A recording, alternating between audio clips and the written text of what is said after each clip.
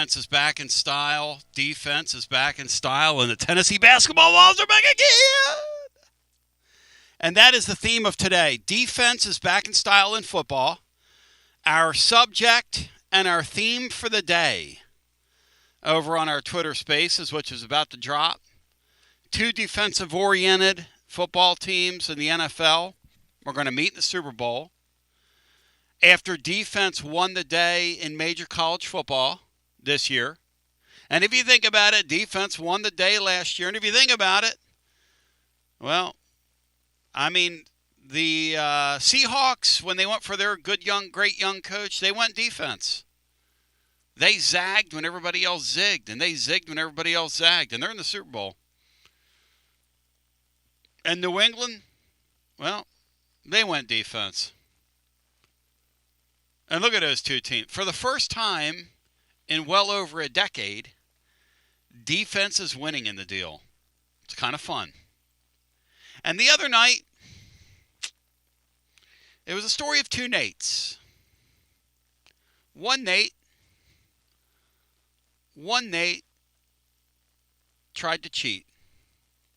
Defense dominates. A story of two Nates. Defense dominates. A story of two Nates. Bino, Jeff, how do you plead? And by the way, I love football in the elements. I know Jimmy Haslam is building a dome because he's got money, and they all got money. That game breaking out yesterday in Denver was absolutely beautiful. Bino, Jeff, how fired up. Just when I was getting ready to cash it in on the basketball Vols. Nothing like a rather loud win to pull you back in. Just like, ladies and germs, my Philadelphia Flyers the other night. In back-to-back nights, my Flyers, and Bri hates when I do this, but they went and beat a team that had lost once in their building in regulation. They beat them 7-3. And then my Tennessee Vol basketball team, a week after looking just awful against that Kentucky team, went out there and said, you know what? We got a guy that we paid $4 million on our roster who's a great player, who Rick Barnes has bet his reputation on, basically, among his staff, among everybody else. And they just handed him the basketball in the second half. I'm going, and listen, Bino's raised dogs, I've raised dogs. Brian has a dog. But when you have a male dog, okay, and they turn from a puppy into a man, so to speak, Bino, what happens to that male dog? I mean, let's not get graphic on here, but let's get graphic on here, Bino. What happens to that male dog? He does what? He becomes a dog, Tony. Yep. And how do we know, Bino, that he becomes a dog? Laura's now looking at me. Oh, honey, I'm sorry. We saw that happen to our guy the other night. How dare we say, he dropped him. God, right in front of Nate Oates, Bino, right in his face. And then I wake up yesterday, or wake up over the week, and I realized that Dabo Swinney kept receipts and had a great press conference. I'm for that, not against that. The whole thing is just so great. So great. And I haven't been outside since Saturday. Because, Bino, I don't have any interest in it. I called my brother yesterday. He's like, I don't know, 69 or whatever. He's out shoveling snow. What are you doing? Well, it's snowing. I got to shovel. Why? Why you got to shovel snow? Because it's snowing? I mean, how about you, Bino? You go right out and shovel snow? I got zero interest in that. No, I'm not doing any snow shoveling, Tony. Thank you. There are things I have zero interest in, and those of you that know me, manual labor is one of them. All right, let's get to it. Where do you boys want to start? NFL over the weekend, Dabo Swinney and what he did. The basketball game the other night, Bino hit it. Tony, I want to start with the basketball game. All politics are local, boys and girls. First, let me say I thought you wrote an absolutely terrific tribute to Mike Carver. God, I love him. In your blog today. I love Mike Carver. Mike Carver did what so few do, and that's live with a servant's heart like Christ has asked us to do. So few do it. He did. He'll be greatly missed by the community. He'll be greatly missed by this radio family. What a great man. And I count it one of the many blessings that I've gotten through my association with this show that I got to know Mike Carver.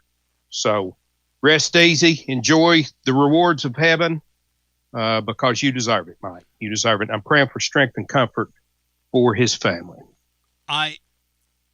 Anybody knew Mike Carver knows him because his spirit lives on. I say knows rather. Because to me, he's still here. He's one of those people that you want to get up every day and you want to put your best foot forward for a guy like him. That's what Mike Carver is. And that's who he'll always be to me. And I was exchanging texts with one of his 3 precious sons last night, and that's what I told him. I got the news before I went on the air night, Bino, and so weird trying to do the show and focus and your thoughts. Yeah. And, when a friend of yours pass away suddenly like that's so weird to just kind of get, you know what I mean? Just to kind of get in the mindset of, hey, man, life's got to go on. And then I was thinking, Mike Carver in his years of life squeezed everything out of every day. I mean, a guy that just lived for others. So praise God for getting to know him. And we're going to miss him. And truly, a guy that's from West Virginia, but truly one of these characters that makes Knoxville, Knoxville.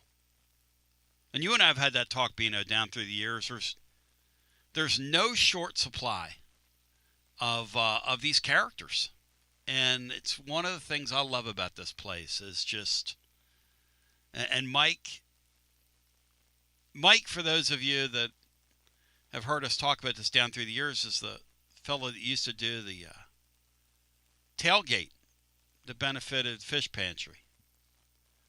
And he's the guy that would grab the microphone, and it was a bunch of big hitters in the healthcare industry where he worked, and he'd grab that microphone and he'd have a few drinks in him, and he'd be doing the altar call for the money, And he'd go, come on, Ron, back there. God's been good to you. I know you got more than that. Open that wallet. And he would literally shame people into throwing another $1,000 in the He goes, I saw you put in 100. You got more than 100. You got more than 100.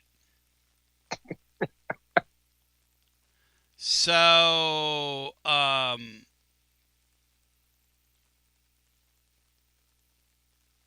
this is amazing. When you think about a guy like that. So here we are. We've got a lot to talk about today. All right, Beanstar, let's get to the sports. And by the way, praise God that storm missed us. Praise Amen. God that storm missed us.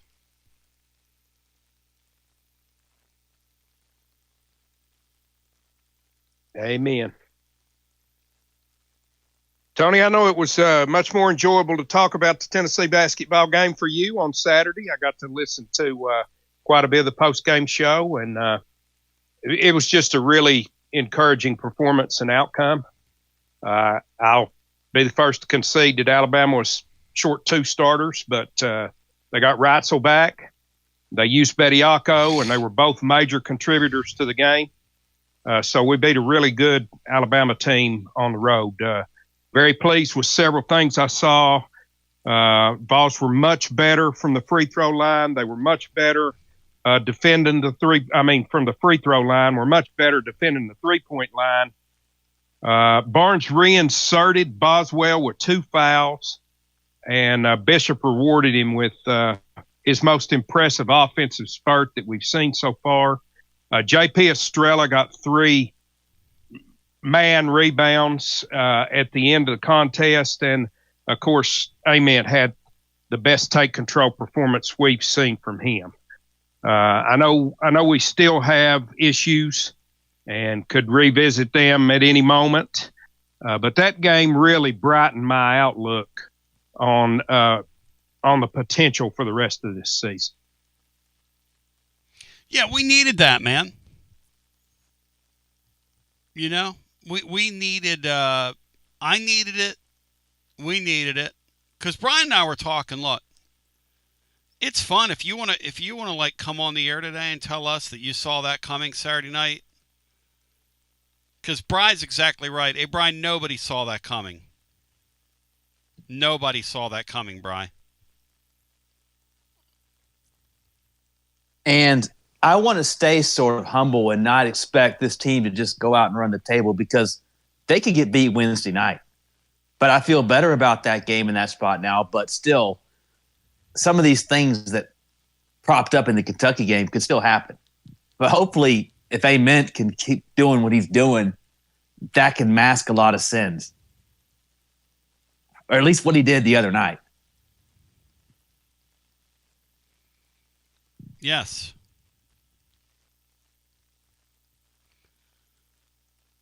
The Ament thing the other night was just so amazing. Just so fun. It was so fun. So fun. The way that he was shooing people to the other side. What happened to this kid, Bino, that everybody said was kind of weak and can't play and is a bust? See what that guy teaches you. And I mentioned this here tonight, and I want to tie it into football, because there's kind of this thing. There's no hype around this Faison Brandon guy, because nobody believes. Nobody even talks about him. Nobody believes. And do you know why nobody believes? Because people are tired of being burned. And do you know why nobody believed in Nate Ament? Because if you're not one of these guards, these 5-star big people here, the Duke Cruzes of the world, who was supposed to be the best, Tennessee's best signee since Bernard King back in the day. If you were around here then, you know what I'm talking about. And he literally was an okay player. But what you're going to see from Nate Ament, I think, is they're going to give him the ball, and he's going to go off down the stretch. And it's going to be really fun to watch. His countenance during that game the other night, Beanstar, where did that come from? All of a sudden, he turned into like a dude. Where did that come from, Bino? Yeah, I don't know, Tony. You hear about the light coming on, and it just came on. It just came on. Usually, you don't see a drastic change in kind of on-court temperament like you did from him. He just all of a sudden decided he was the man, and it's good to see. And here's the thing. The other night we talked about the shots he took in the second half. He and Gillespie took a lion's share of the shots. All but 10 second half field goals. I wrote today in the blog, I believe this. Ray Mears used to tell me, he say, look, man, we have a star. When I coached, we had a star system. And the star system is this. your role in this team is to do this. Your role in this team is, and your role is to score. Nate Ament's role is to score. And the other, Gillespie's role is to score. And everybody else's role is to get out of the way. That's what I want to see down the stretch in basketball games. If you want to chip in with a rebound and put a bucket back, but those two guys need to get the lion's share of the shots coming down the stretch in the real games, and then when it gets to really real in the second half of the season. But this team still did some crazy things the other night in a win. They made 3 mistakes in the last 90 seconds. That'll get you beat. But the truth is, Alabama, when they play Tennessee, just gets all out of sorts, guys. Bri, is that their 3rd home loss, or am I imagining that? Alabama already in the season. It is their 3rd home loss. They lost to Purdue and Texas, and now Tennessee. It just doesn't seem possible for a team as good as they are. And 2 of those losses are sort of mystifying. Texas and Tennessee, those are, okay, Purdue, whatever. But the Vols made 3 errors in the last 90 seconds. And Gillespie dribbled a ball off his foot when they were trying to do a 2-man game. That's kind of a silly turnover. Can't happen. Estrella, we talked about this in the post game. And look, Estrella chipped in the other night and really played his role. Estrella and Boswell chipped in and played their role, and that's why they got out of there with a win. They need Estrella to be, 8 to 10 points, active on the glass. The weirdest thing about the game the other night, guys, first 10 minutes, Tennessee looks like they're going to get blown out. And then they just start getting downhill on that team. But Estrella gets a rebound, goes back up with the ball in the final 4 minutes in a lead. Tennessee's got a multi-possession lead, tries to go straight back up with the ball. And that's what I'm talking about when I talk about the star system. Bino, he's got to get the ball out, and they've got to work the clock there. This team just, again, they do low IQ things. Even in a win, they did some low IQ things the other night. And then there was a sequence there at the end where Ament and Gillespie both gave the ball up to Gillespie instead of holding it there and getting fouled. You're sitting there and you're watching that and you're going, in what world are you guys giving the ball to that guy? Who's not a good foul shooter, by the way. Or at least isn't in games. I don't know if he is or isn't, but he was 1 of 4 the other night, and the 3 weren't even close. Is it not wild, Beanstar, that those things didn't stick to them the other night, those mistakes? Yeah, we've had so much trouble closing games out, and when JP went right back up with that instead of kicking it out, I about had snap attack. Yeah. You've got to do those things. Fortunately for us, for some reason we were playing an Alabama team that down 5 acted like the game was either tied or they were up 1. The way they were approaching. Oh, they were things. wild So now. They're wild. They weren't going to allow for like 20 us to seconds. beat ourselves. No, they were not going to. Alabama was not going to cooperate the other night and let Tennessee Didn't they let them win. Let 20 seconds dribble off the clock or Yes. something when they could have fouled? Yes. There was a whole lot of stupid from both teams the other night.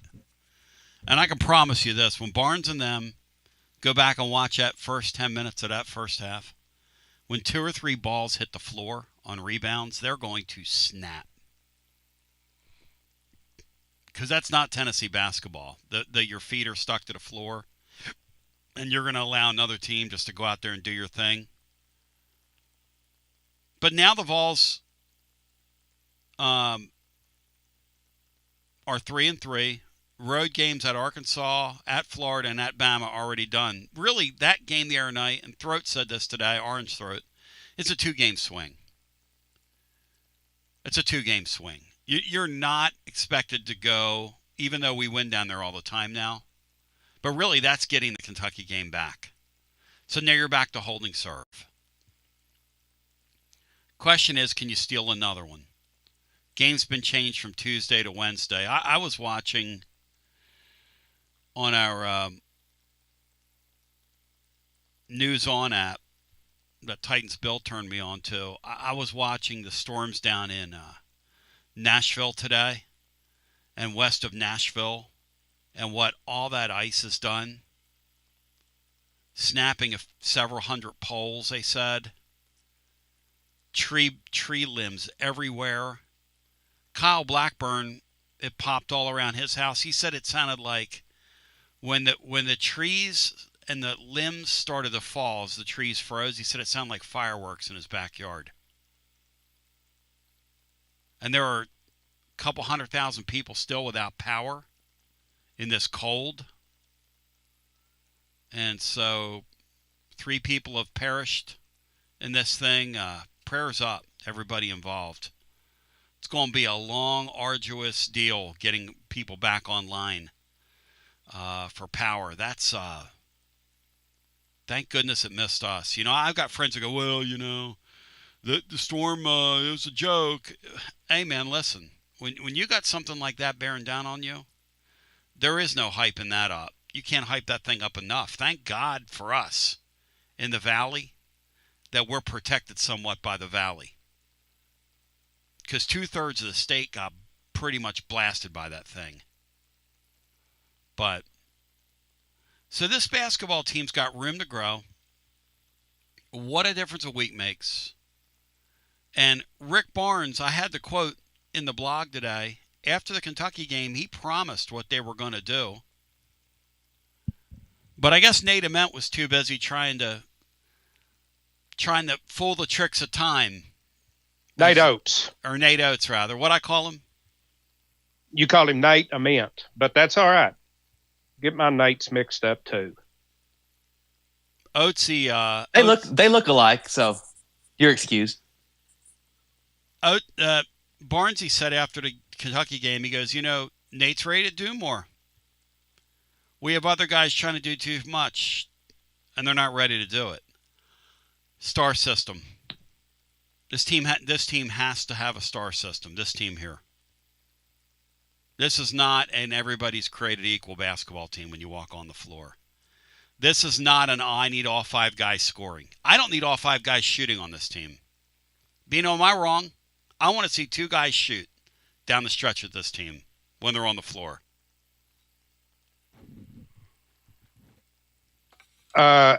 We need the offense to run through 2 guys. That's it. Late in, yes. And I want to what comes from that comes from that, but we need it to run through those 2 guys. And I think Ament, and I've said it this year, I think he ought to initiate offense. They ought to let him bring the ball up. He's going to do it at the next level anyway. I mean, at this point, he's a 6'10" guard at this point. So let him be a guard. Let him play some. I don't know why they don't. I wonder if the schedule lightens up as they get into when they start becoming a double-digit favorite in some of these games, if they experiment with that a little bit, moving toward the tournament. At any rate, he said, I'm guessing that was probably their plan, Tony. He was just a turnover machine. Nate is ready to do more. That's a good point. We have other guys trying to do too much that aren't ready to do it. At some point, it's going to be time for us to go to Nate and see if he can win us some games. We did it against A&M. We should have done it tonight, and we're going to do it going forward. And that's what he said after the Kentucky game. And if the coach at Alabama wasn't so fixated on doing the Dabo Swinney cheating tricks in the old days. See, Dabo, we know you, buddy. Here in East Tennessee, we know that you paid people when you recruited them. We know that, Dabo. In the SEC footprint, Dabo, and Tennessee, we know that in the old days, you getting up there and bitching about having a player stolen from you is, dare I say, rich. I mean, what are we talking about? What are we talking about?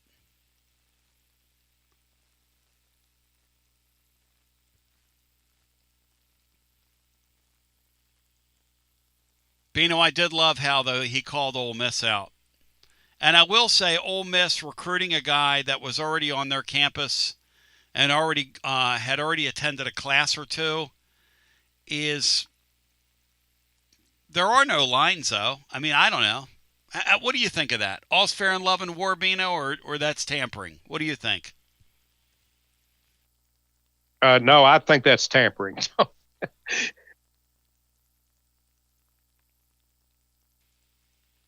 What do you think, Brian? The guy's already in class. The guy's already signed a deal with Clemson.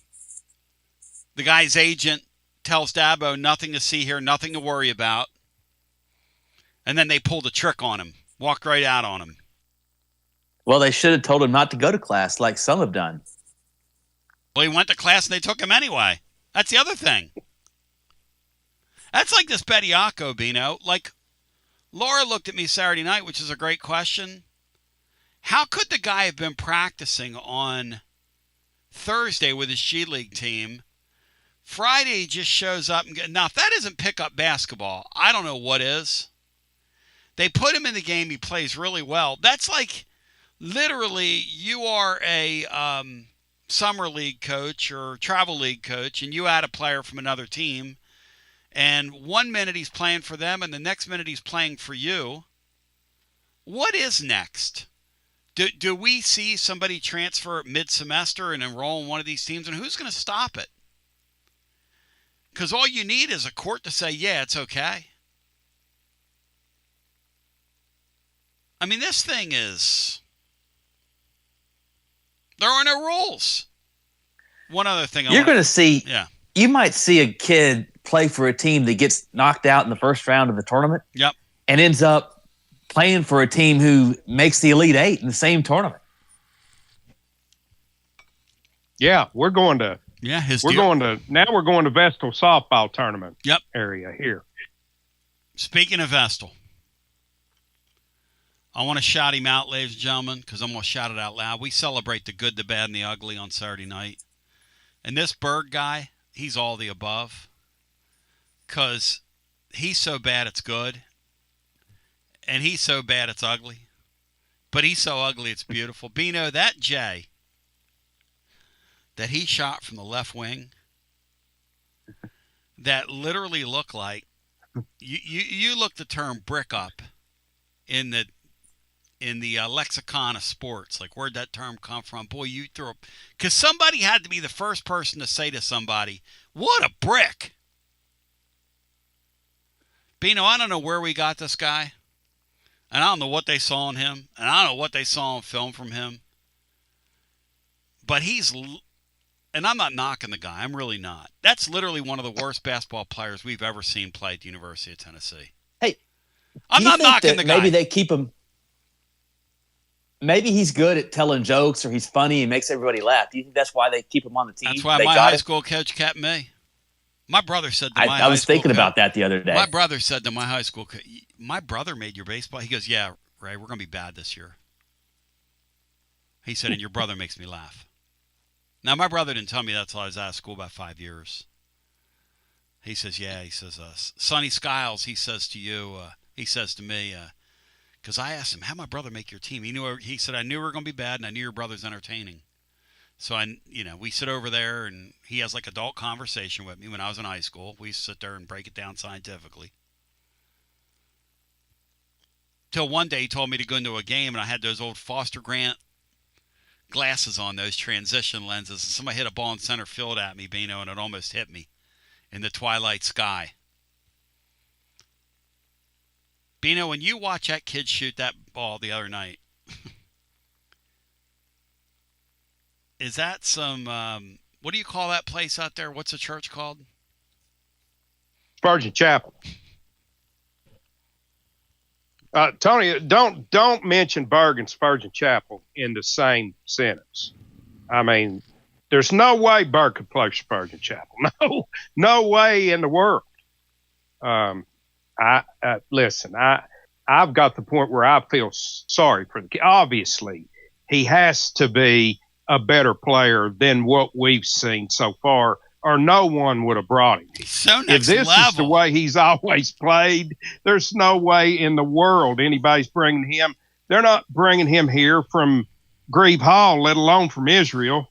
When he turned and fired that ball, Bino, and it literally missed by, I don't know.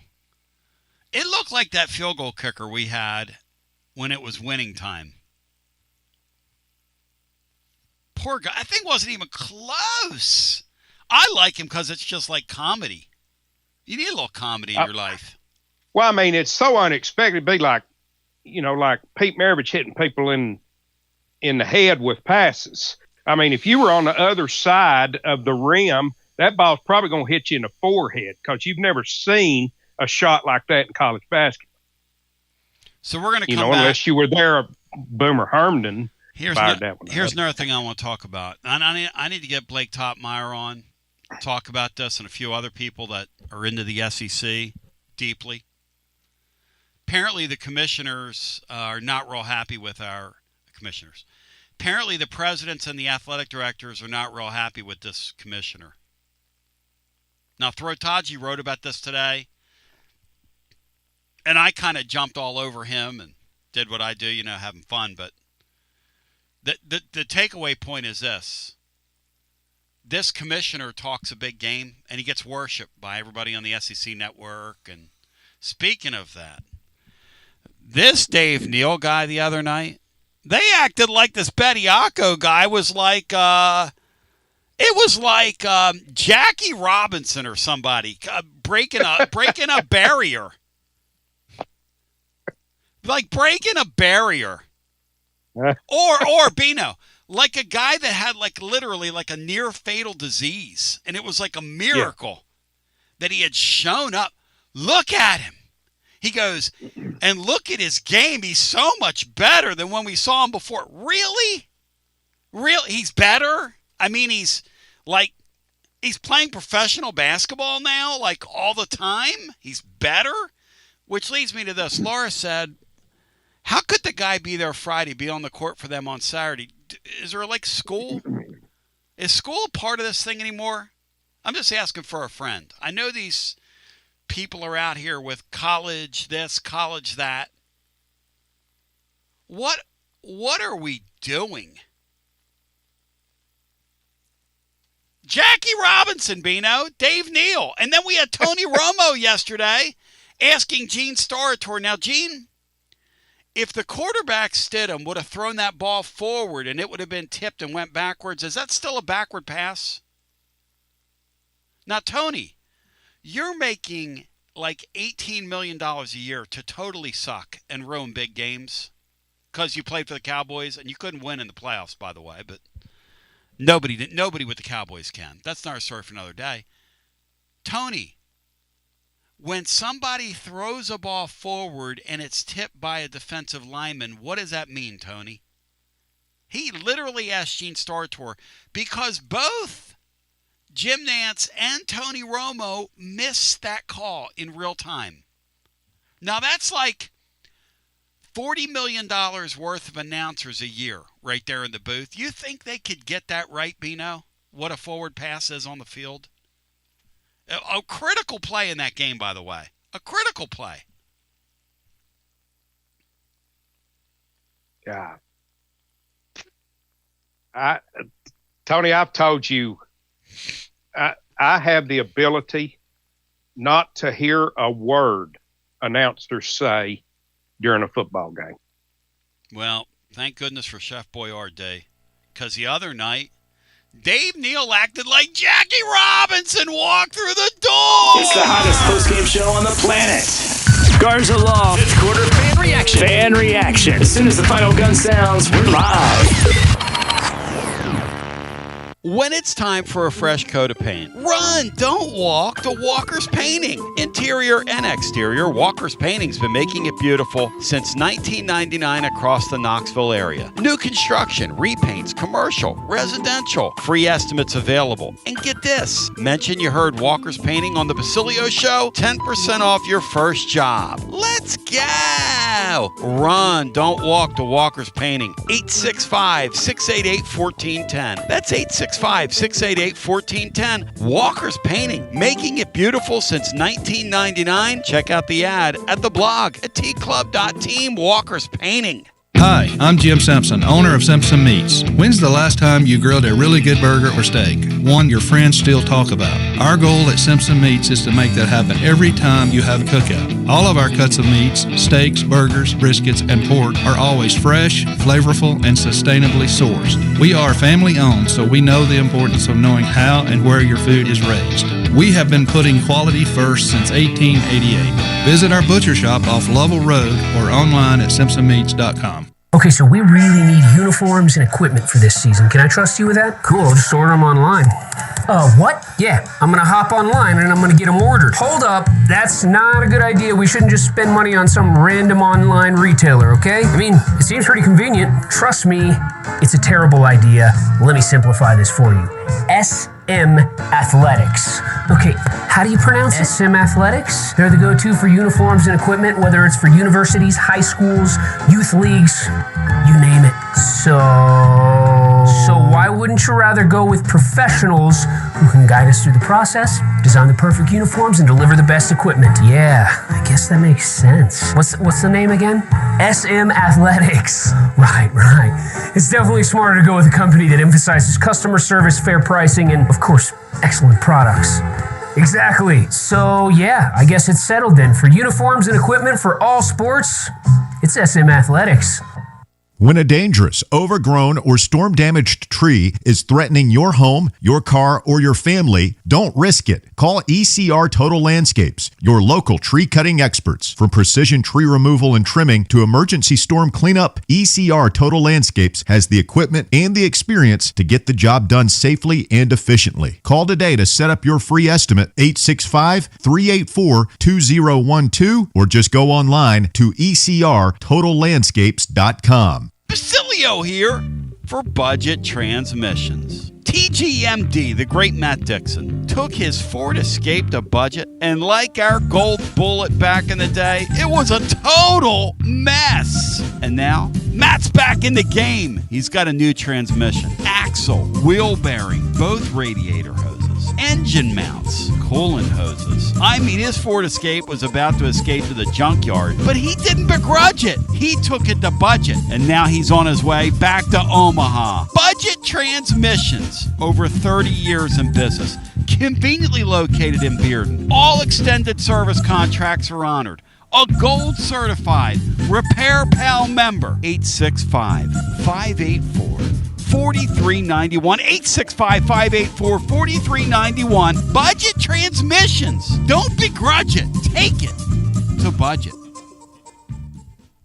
Josh Collins at Collins Insurance Agency. At Collins Insurance, we strive to ensure our customers receive better coverage along with bigger savings. Our community is important to us. We want to provide exceptional service to our customers. Anybody can provide great rates, great coverage, but can you also get great service? And hey, don't just take my word for it. What's up, everybody? Zakai Ziegler here. My family turns to Collins Insurance Agency for the best service, coverage, and price. So don't just go online and get some random insurance. Experience the Collins Insurance difference. Like he said, experience the Collins Insurance difference. CollinsInsuranceTN.com. CollinsInsuranceTN.com. And hey, their Mama ZZ approved. CollinsInsuranceTN.com. Thank you to Josh Collins and ZZ. One more thing, Tony. Go Vols! Newsflash, Basilio listeners, the spring real estate market just moved up. Yes, it's chilly outside and you're still in your puffy coat, but if you need to sell your East Tennessee property, you could be the hottest house on the block. Hi there. Jennifer Morris here with Keller Williams Realty. February is the sweetheart month of real estate, and savvy sellers know exactly what that means. Get ahead of the game and give me a call at 865-694-5904 or reach out at nextmovesmokymountains.com. That's nextmovesmokymountains.com, and go Vols! Yee-haw! I've been hooting and hollering ever since I started betting with the VIP Play app.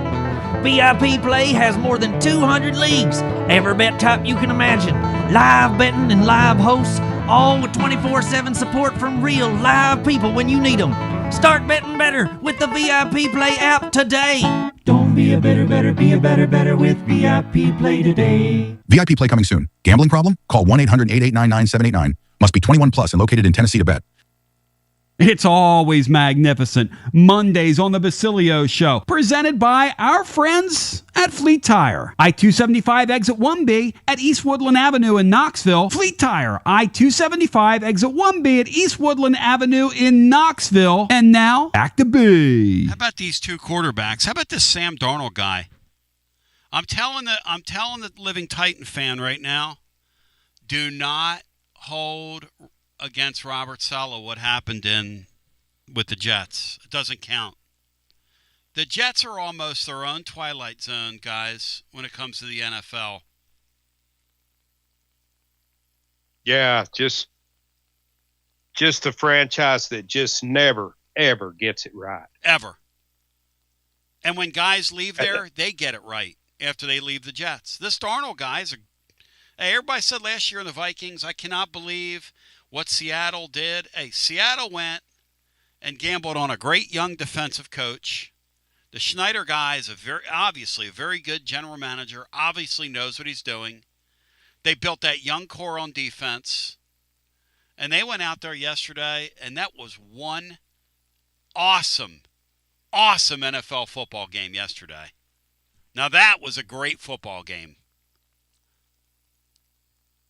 Tony, how many times do these coaches have to bypass chip shot field goals because of analytics and lose football games because of it, or find themselves 2 scores down instead of 1 score down late in a game before they start taking points again? Smirky. How many times? Well, you're right. And smirky Pat Sajak sitting over there. Pat Sajak with a smirk. Let me finish my thought, and then we'll go to the phones. Oh, I'm sorry, Tony. No. I wanted to get back to something we were talking about before, which is this. Our commissioner in this league, I'm so disjointed today after what happened with Carver over the weekend. My mind is just all over the place.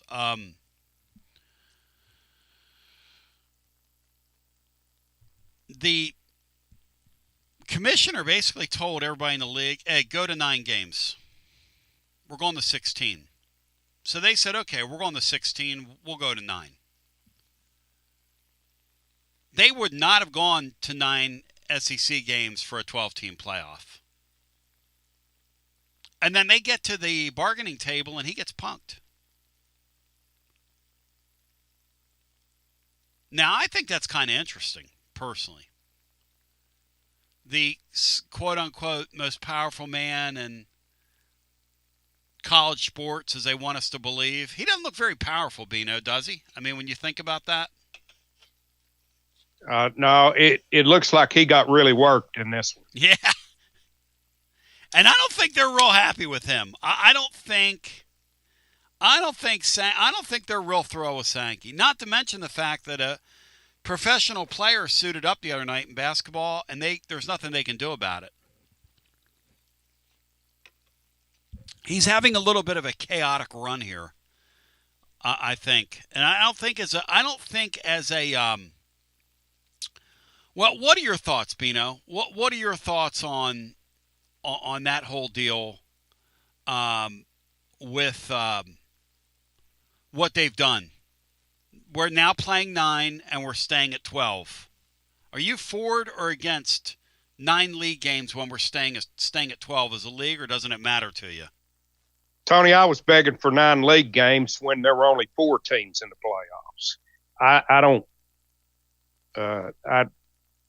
I want 9 conference football games. I don't want to watch 4 bye games a season. And that's what basically the entire SEC did. Yep. When they went to 12 games and promised us another quality football game. Most teams in the SEC just use their 4 non-conference spots for walkovers. We generally tried to play. I think Tennessee, for the most part, tried to play one good non-conference game a year. I think they were one of the schools that genuinely tried to do that, but most didn't.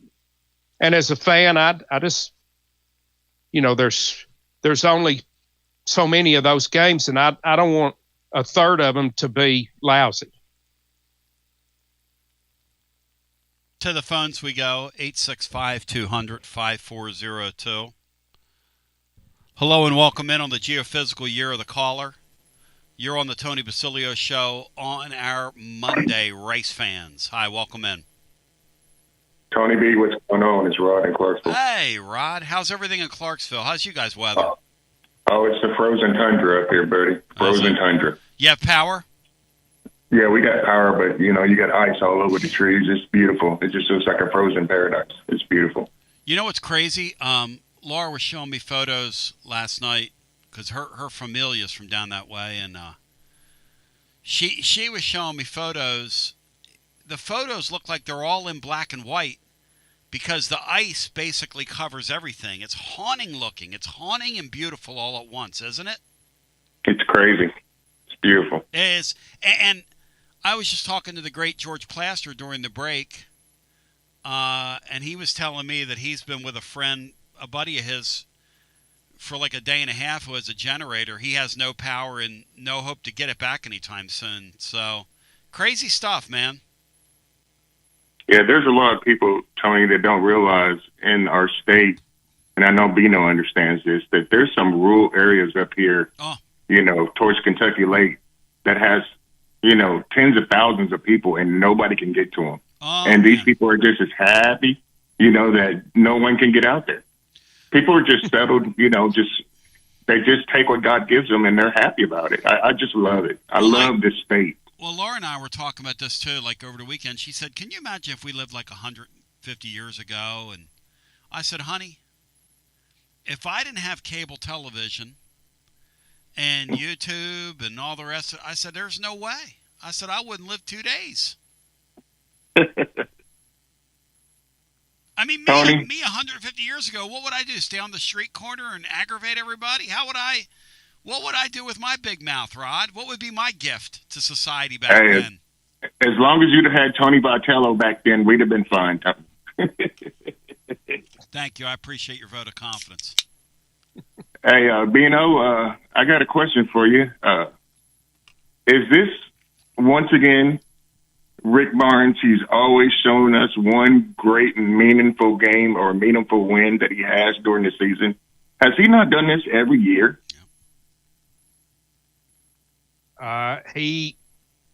There's no question, Rod. The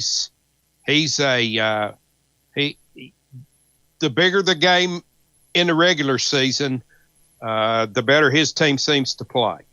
It's amazing. It's amazing because, like Bryce says, look, we've beaten Houston, we've beaten A&M. That's no one else has beaten them, and we go down there and beat Alabama.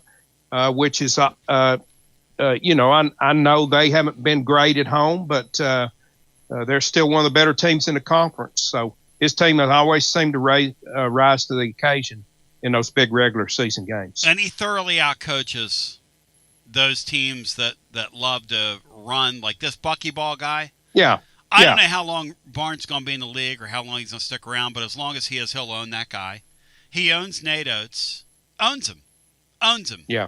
And Oates said post-game, they ran us off the line. Of course they did. They run you. They don't let you shoot your 3 balls, Nate. That's their whole strategy. They own those teams. Own them, man. What's that guy's name that Dallas Mavericks guy, that put all that money down on Indiana to win? Oh, Mark Cuban. Mark Cuban. Imagine if Mark Cuban would have put $400 million on the Vols to win in Bama, what he would have got out of that. Exactly. Craziness. Crazy. Go Vols. Love you, brother. Thank you. 865-200-5402. I love Rod in Clarksville.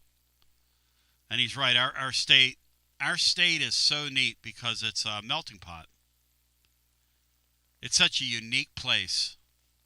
The geographical contour of it. The fact that if you go to different parts of it, people speak differently. The fact that it feels like 4 different states, really, depending on the part of the state you're in. It's kind of remarkable, really, when you stop and think about our state. And there are some real rural areas here, man.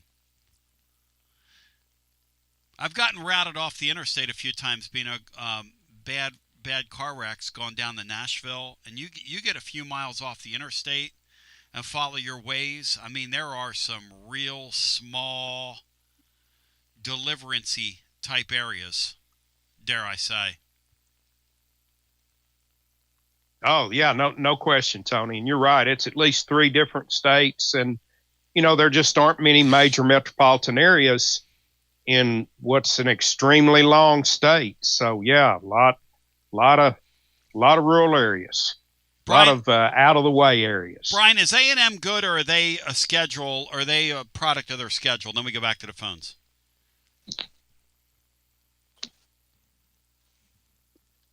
They're better than anybody thought they'd be. That's for sure. They blew out South Carolina over the weekend, so I think you got to stand up and take notice. And the SEC looks like it's a pile of pretty good teams. It's kind of like our football league this year. Pile of pretty good. Nothing great. So we've got the scheduling thing to kind of throw around as well. SEC teams behind the scenes feel like this commissioner hoodwinked them into a 9-game deal. Or misled them at least. Or overpromised and underdelivered. He basically said, you go to 9, we're going to go to 16. So they said, okay, we'll go to 9. Now we're at 12. And I told you what we were hearing from the people at the Vegas thing. The other leagues, they just assumed it was going to happen. You know why? Because Sankey said it was going to happen.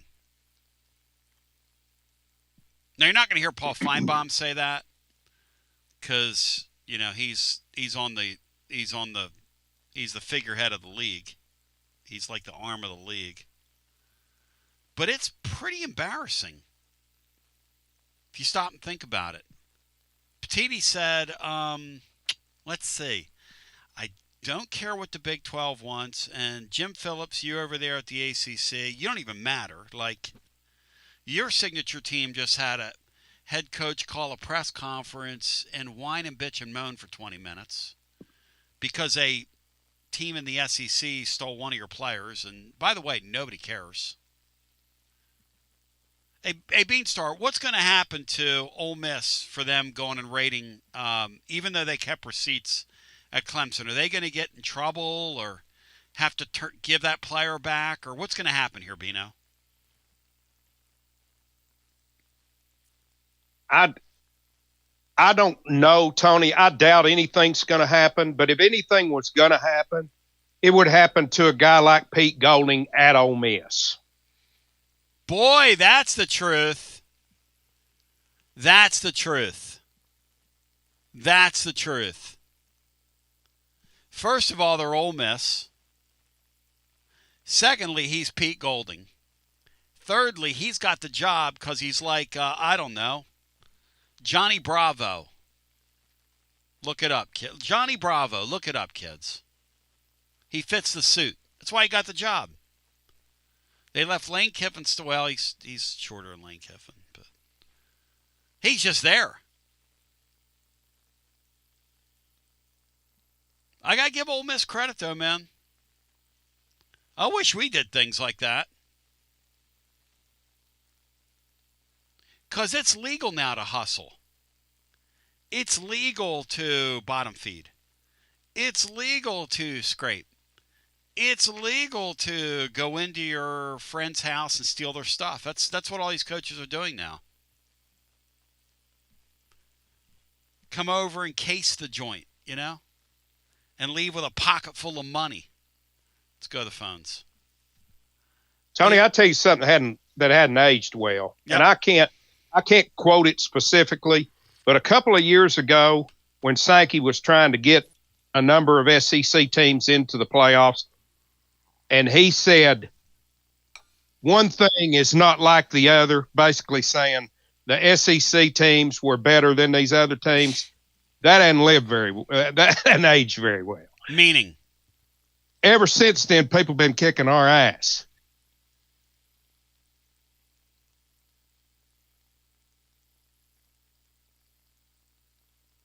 Boy, that is true.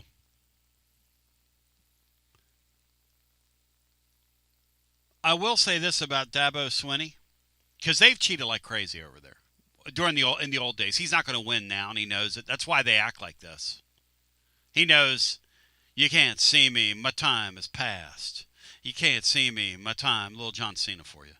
Except my time is now. But you don't see Clemson anymore, because their time's not now.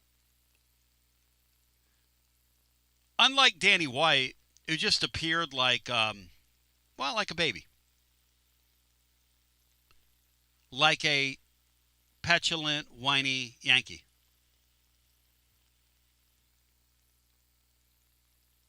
Dabo Swinney actually kind of came with the timeline, sort of named names, sort of said what he said. I appreciate that. The guy named names. Rod in Clarksville. The guy named names. Their GM, we warned him, we're going to sue you. We're going to sue you. You go back and watch that video. I linked it today over on the blog if you haven't seen it. Go look at it. We called them. We know what you're up to. We know what you're doing. The guy's on our campus. You better cease and desist. Here's my question for you. What's the NCAA going to do about it? It's been like 3 days now. What are they going to do about it? I mean, really, what are they going to do about it? There are no rules. Newsflash, Dabo White, Danny White, Alan Ward, you stinker, you. There are no rules. So what are they going to do about it? So why aren't we doing it? Why isn't everybody doing it? And how long till a player makes their own spring portal? Bino, true or false, a player makes their own spring portal this year? Yes or no?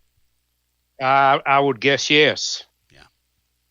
It'd be a miracle. A miracle. I'll tell you this. This commissioner, like who Bino's right, is very, very kind of a haughty guy. Very proud, very smart. He don't look so smart right now. Torrance Throat's point today in the blog.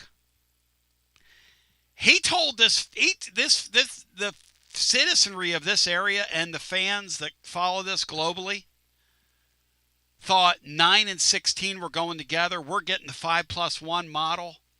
And the Petiti guy at the Big Ten said, well, no. No, I'm sorry. No. And you would look at it and you say, well, 3/4 of the deal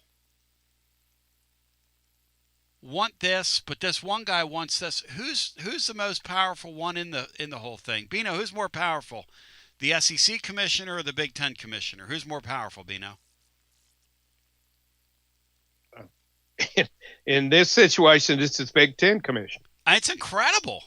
Like Pruitt's NetGator said here, the Big Ten took Sankey and shoved him in a locker and shut the door on him. I mean, a total facial. And, I'll be honest with you. I was reading Thrody's report.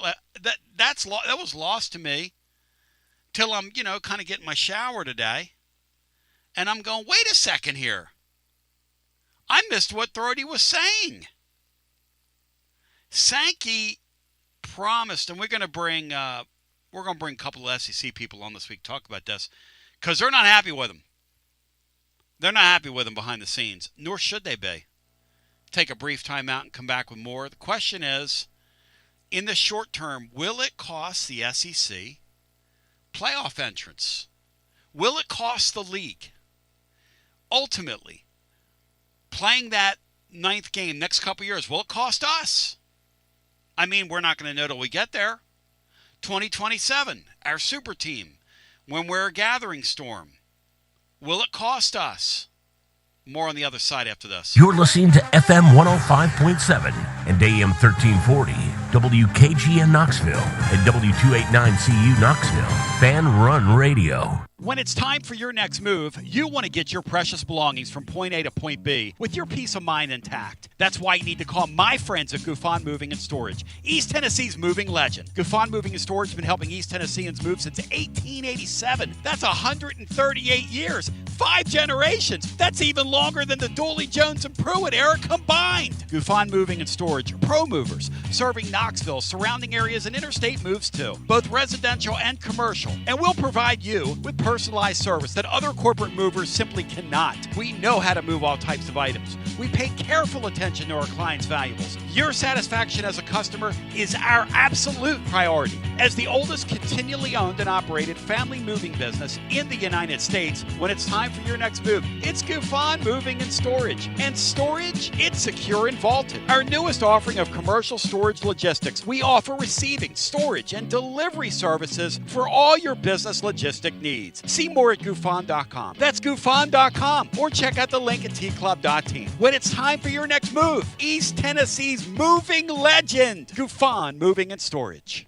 Life never stops moving. And between the 30-minute commutes, daycare pickups, weekly soccer practice, Tuesday night yoga, X number of coffee runs, and that weekend trip to Grandma's, you're racking up the miles. What you need is a tire that can keep up. A tire designed for doers. A tire that's going to last. Like the exceptionally long-lasting Michelin Defender tire. With an 80,000-mile warranty and the safety and comfort you expect, you can forget all about the miles ahead and focus on getting to your destination or conquering your to-do list. Fleet Tire, I-275 exit 1B at East Woodland Avenue in Knoxville. That's Fleet Tire, I-275 exit 1B at East Woodland Avenue in Knoxville. Fleet Tire. Inward Half is committed to the game and the memorable moments that happen in between.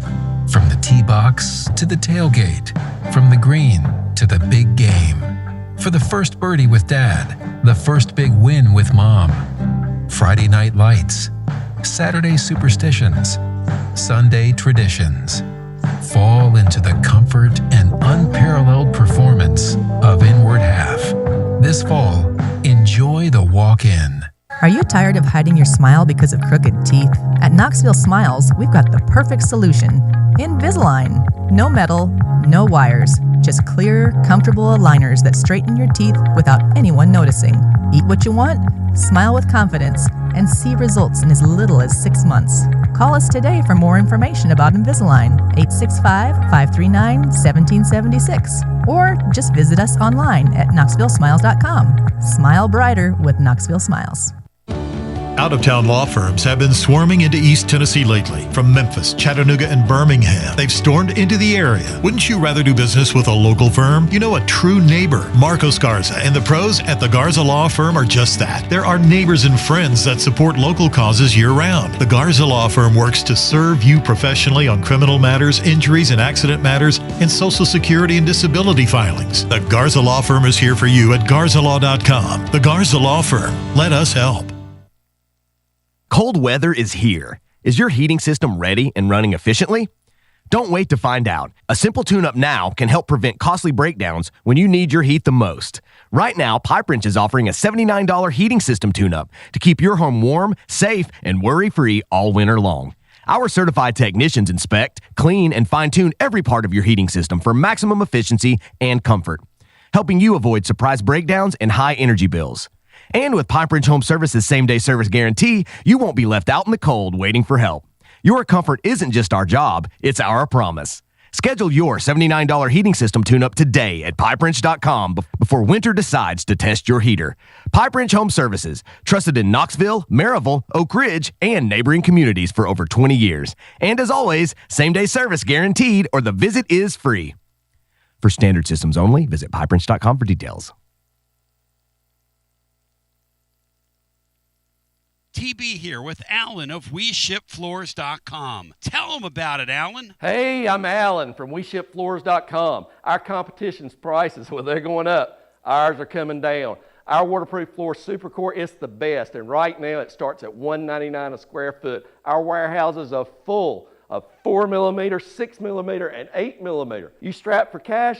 Well, we have our own in-house financing. Use our room visualizer and order some free samples today. Supercore from WeShipFloors.com. Best products at best price. Like Alan said, head over to WeShipFloors.com. Use the room visualizer on the website. Drop in any of the 120 Supercore floors virtually into your room and order your free samples today. WeShipFloors.com. Tennesseans, they are us. The best product, the best price. WeShipFloors.com. Living Vol fan, when it's time to get ready for 2026 and what's ahead, there's only one place. It's Alumni Hall, the best and largest selection of Tennessee apparel for the whole family. Top brands, Nike, Champion, Columbia, Peter Millar. And check this out. All the basketball stuff that the Tennessee basketball fan could ever need. Some great Tennessee baseball stuff as well. Any season, any reason. Alumni Hall, 3 locations in Knoxville. Also Murfreesboro, Bristol, and now open, of course, in Johnson City. And anytime online, alumnihall.com. Say it loud, say it proud. The ultimate volunteer shopping experience. Alumni Hall.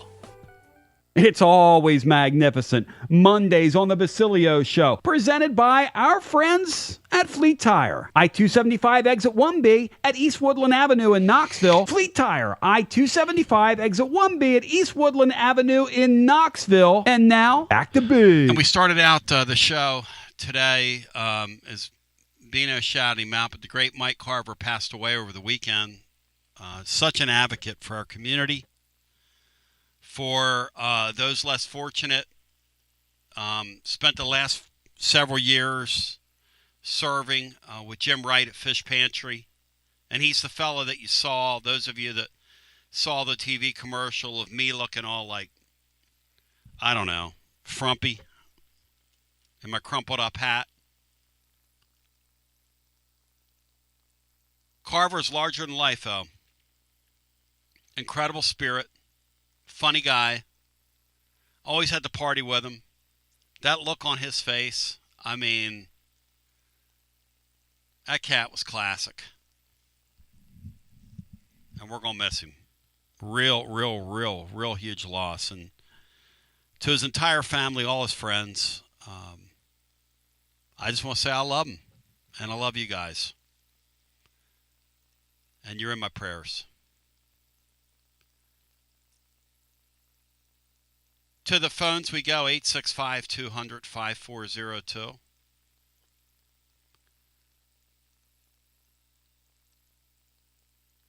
We are fired up, focused, and prepared.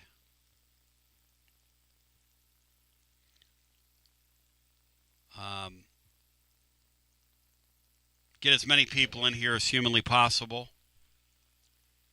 The Dabo Swinney thing, that's the reason I love college sports, that Dabo Swinney thing.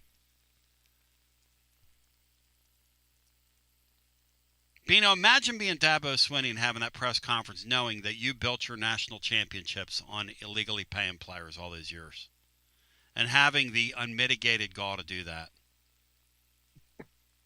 Think about that. Yeah. Them in Alabama, hey, you know why those two teams can't compete anymore? Because they don't have the money they once did. They don't have the money they once did. When they were throwing it around, when nobody else would do it, or they were just better at it than everybody. You know what a Dodge Charger is, or some of these these cars the kids used to have in light of $1 million? Dabo said, "Well, this kid, they said we're going to double your we're gonna double your salary. See ya." Dabo, what in your profession? What do they do when somebody calls a coordinator off your staff and practice has already started, and they say, "Hey, we're going to double or triple your salary"? Dabo, what happens to that coordinator, Dabo? Come on, guys, let's get real. And what do these ADs do?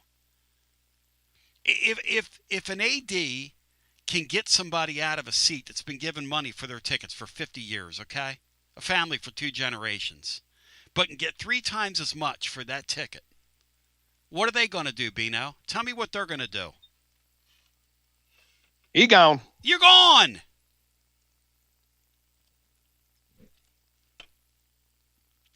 The sports are still incredible, though, when they get out there. The other night, when Nate Ament went off, I wasn't thinking about how much money he was making. I was thinking about how comical it was. I was thinking about that literal mouth-breathing,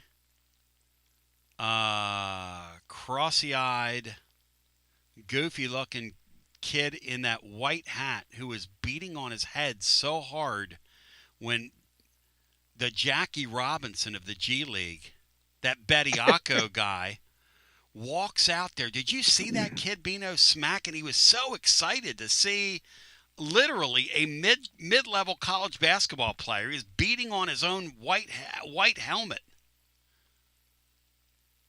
Let's go to the phones. Could you believe the reaction from those people when Bediako came in the game, Bino? Like it was Reggie King or something back in the day, a conquering hero. Here comes T.R. Dunback. I can believe it. Back to the phones we go. Hello and welcome in. You're on the air. I wasn't around then, Tony. This is D.R. Vol, but I mean, they seem more excited than watching Neil Armstrong land on the moon. It was incredible. It was insane. And then Dave Neal, here he comes, breaking the barrier. Here he comes.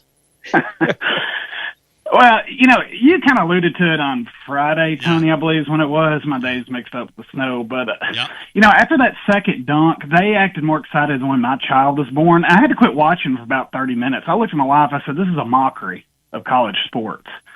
And it was sickening, y'all. That's what the great Ken Miller told me. I called Miller and I said, he said, I quit watching it. He said, this Bediako thing, man, was turning my stomach. Yeah, it was pathetic.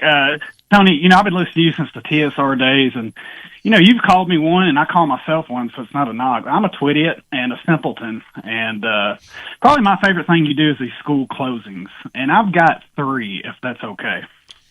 Well, I mean, I'm not taking them today, but if you'll email them to me or send them to me, or the next time that what the hell? Hang on, let me find my music. Because at the end of the day, D.R. Vol, we are all simpletons, aren't we? Yeah. And the school closings thing is really kind of idiotic. Now, can you imagine if you're just found the show and you I always like the thought of that, and you just tuned in and you're listening to this show and you're like, what is going on right now? I'll tell you what's going on. We are in the community interest here. We are here for you, and D.R. Vol has school closings. D.R. Vol, hit it. Okay, so the first one, Dave Hart's War on Women has been canceled, but Danny White's War on the Middle Class Fan is actually running ahead of schedule right now, guys. Tony Basilio's Back to the Phone Line segment has been delayed until hour 4 of today's show.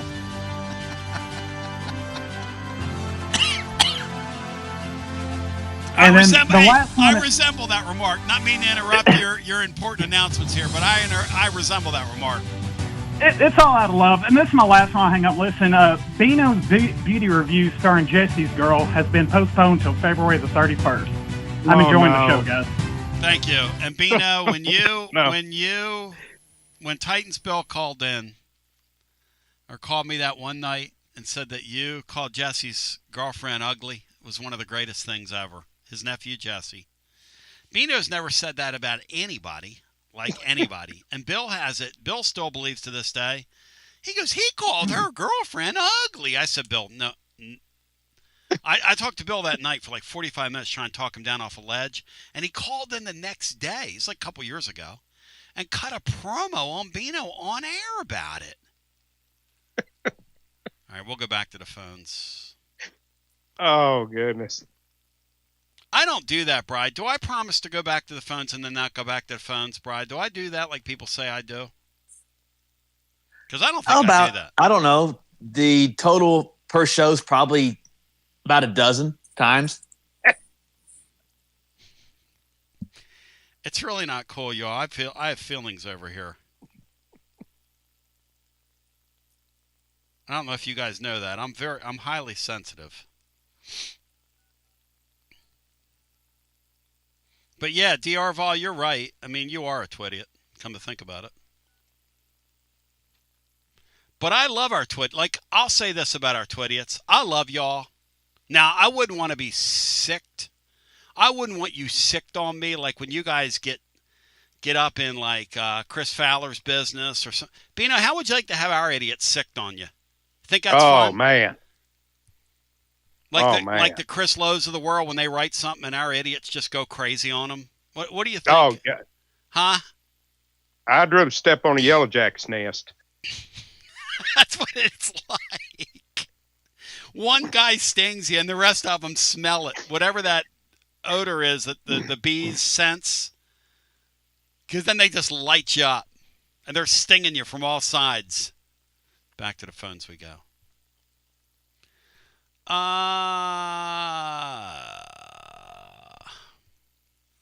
865-200-5402. Hi, welcome in. You're on the air. What's up, TV? It's Z-Man. Hey, Z, welcome in, brother. Hey, so this is going to sound like a negative call, but it's really not. You're all right, man. I'm for it. We've been stuck inside for 3 days here in some cases, and a lot of people don't have power and are listening to us today, so go for it, man.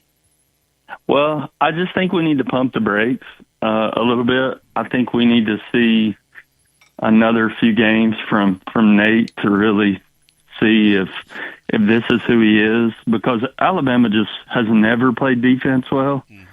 They just don't. They try to outscore you. It's literally like Josh Heupel with Tim Banks out there defending. I mean, they're going to try to shoot you out of the gym, and they just don't defend the ball very well.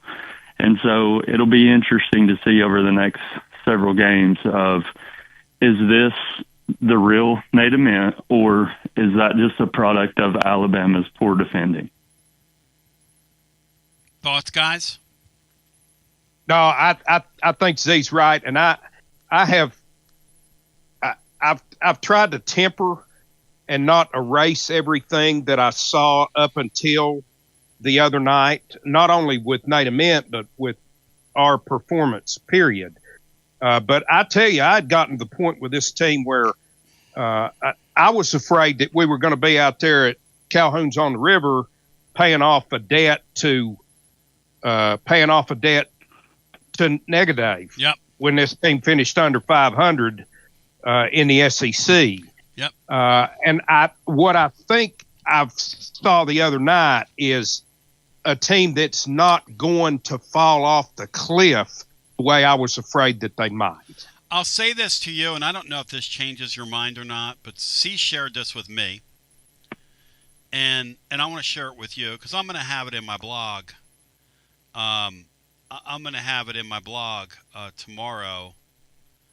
And that's that over the last 4 games, this isn't a one-game thing, what Nate Ament has done. No, it's here. not. It is not.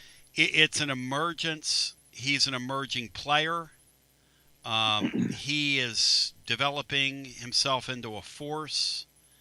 And here it is. This is and we can go back on this. And I just want your thoughts here. Amen is now averaging 22 and 6 over his last 4 games.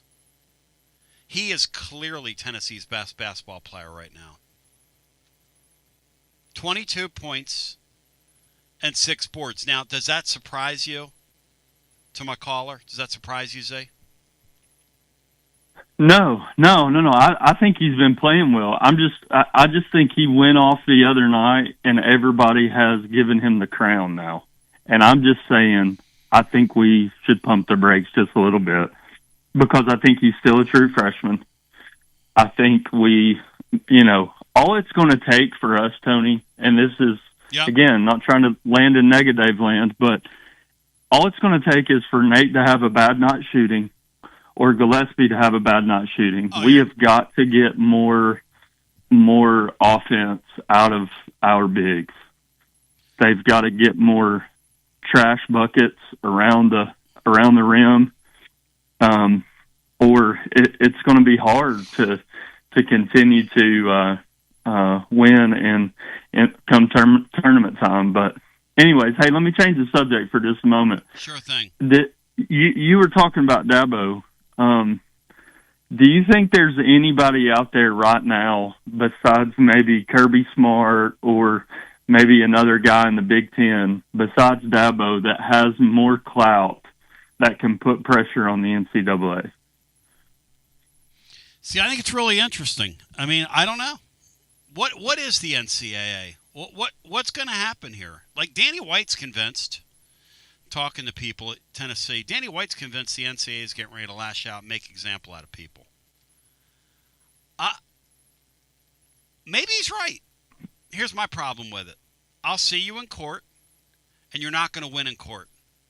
The minute this clearinghouse slaps one contract down, the minute that happens is the minute they cease to exist. The clearinghouse. And what are they going to do?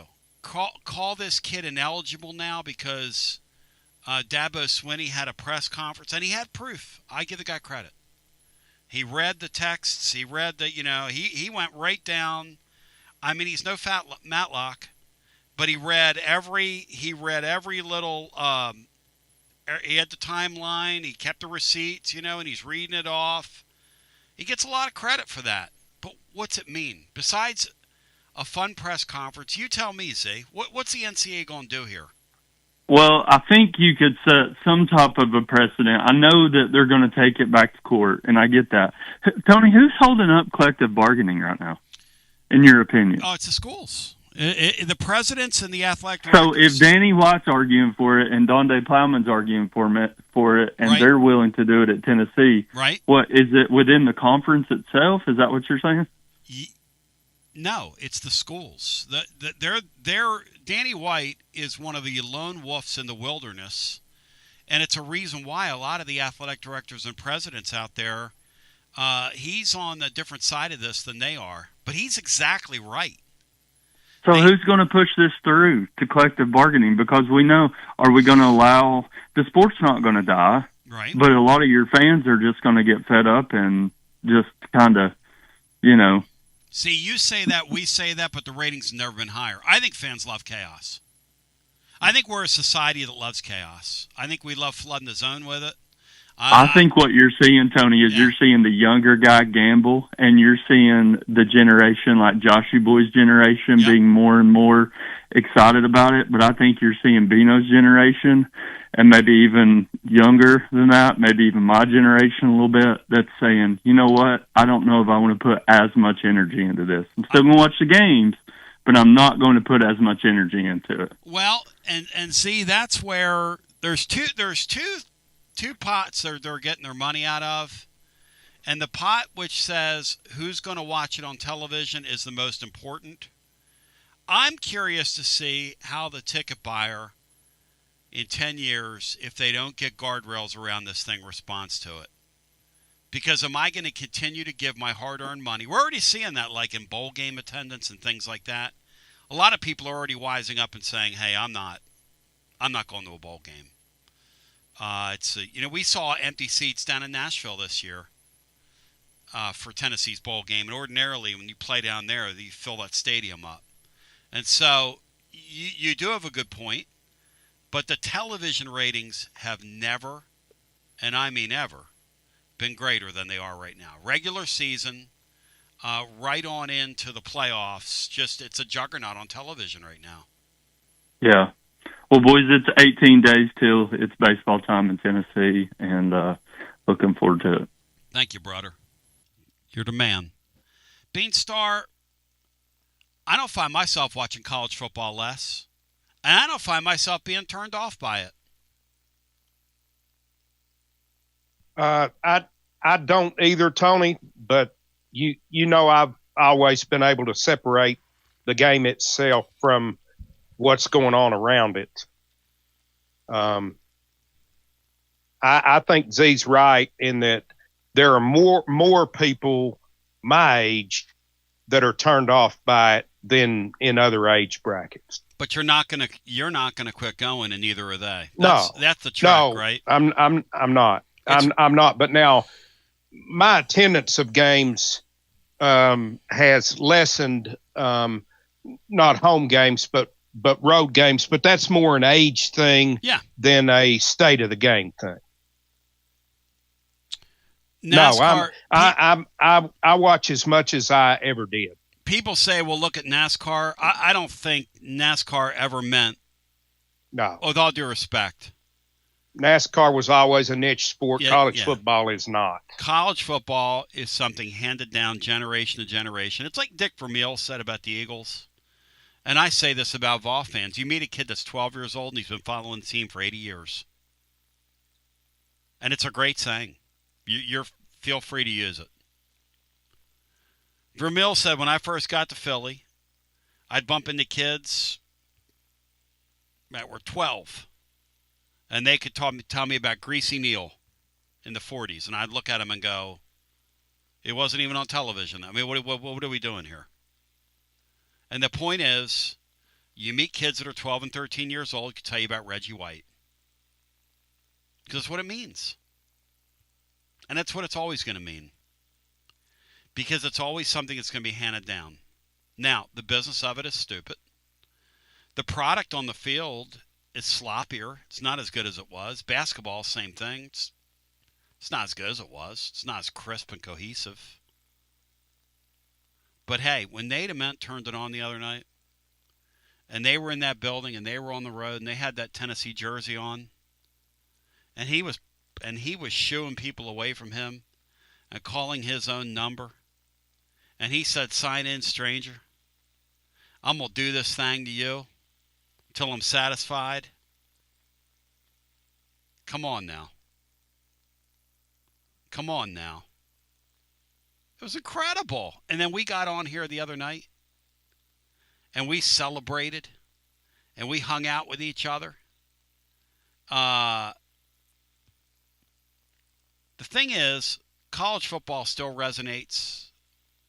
And college football is not, they're not moving away from their fan. NASCAR took itself and built tracks elsewhere. Now, if college football says, hey, we're going to globalize our sport and we're going to start playing Neyland Stadium home games in Flin Flon, Manitoba, things like that, okay, then you'll get me. College football is not going to do that. Well, Michigan and Central Michigan were going to play in Germany, but I think that got nixed. College football, they're going to play there next year. College football is of this earth, y'all. College football is of this earth.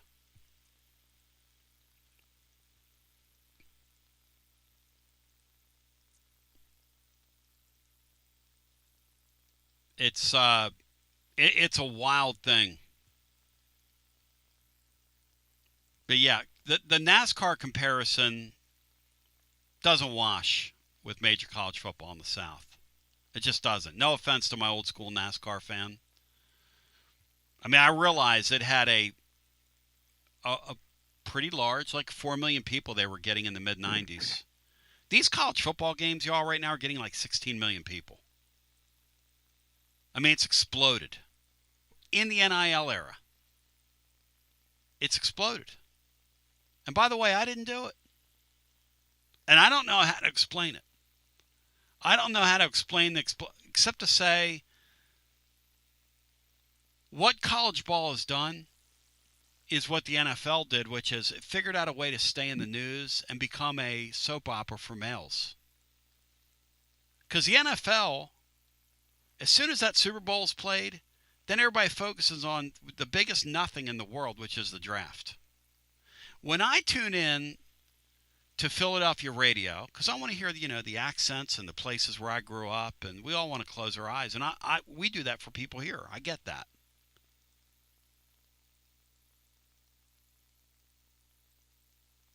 When they're talking about all the different prospects at linebacker, and then you never draft one of them, it is the most lame-brained, stupid, idiotic, dumb thing in the world.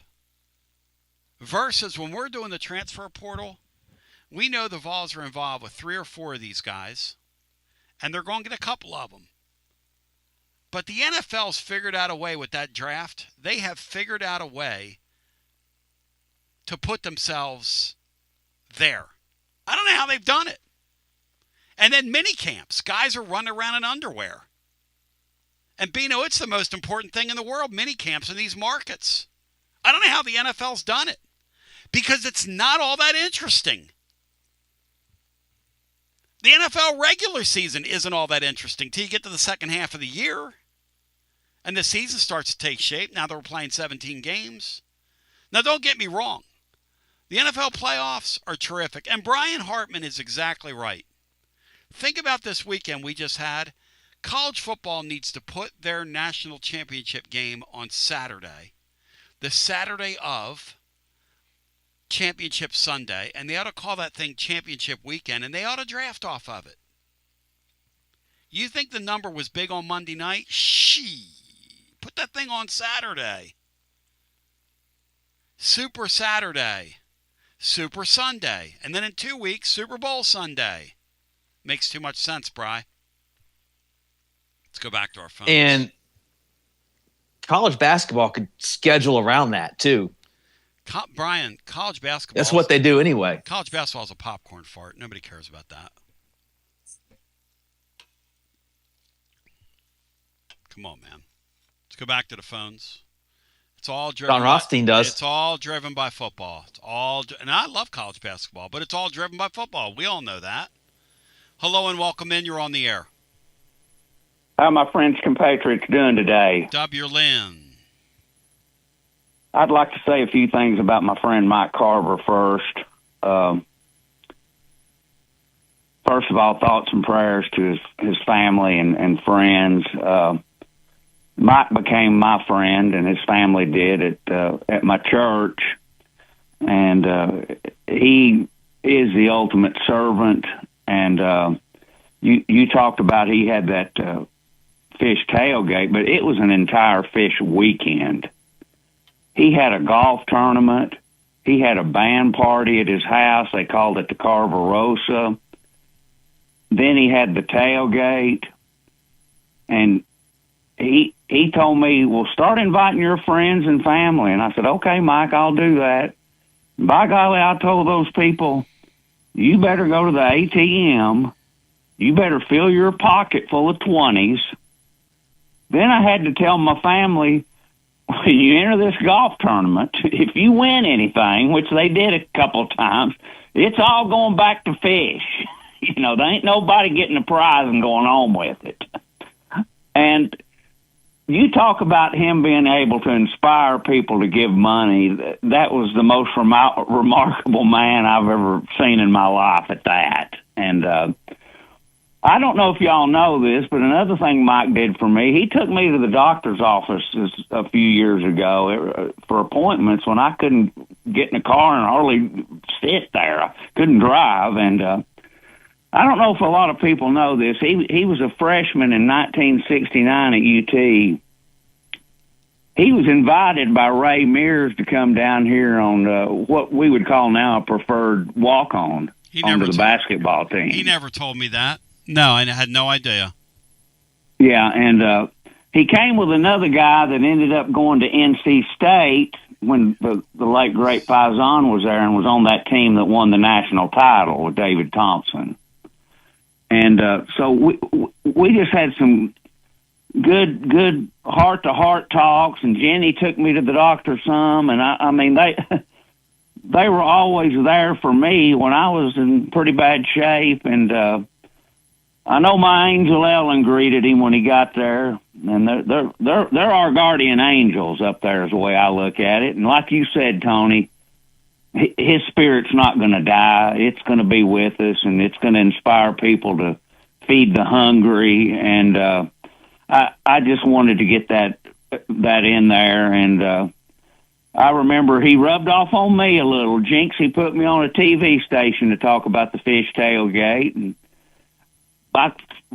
somehow I said, this ain't no free lunch when I invited everybody to come to the tailgate. I said, bring your money.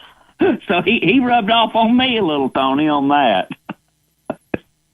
Yeah, his thing was so great, man. His spirit and the way he would look at those people at that tailgate and go, God's blessed you, you can do more. And those people would dig into their pockets. And they pull that money out. Yep. I saw people even getting old-fashioned checkbooks out, and people actually did carry checkbooks and cash, and they'd write checks and give cash, and oh yeah, it was wonderful. And boy, we're really going to miss him. And he also had friends down from West Virginia who were all part of the Marshall tragedy. I know He met a lot of those people, healthcare workers and friends, like you said, and the Tony Basilio family, my church, my friends, my family. I mean, he just attracted people. And, yeah, that was a big blow. I could hardly pay attention to the game after that, really, when I found out Saturday night. Yep. So, moving on to sports, I remember I said we won that one for you, Mike, when we beat Alabama, because I'm like you, Tony and Bino. Nobody thought we were going to do that. And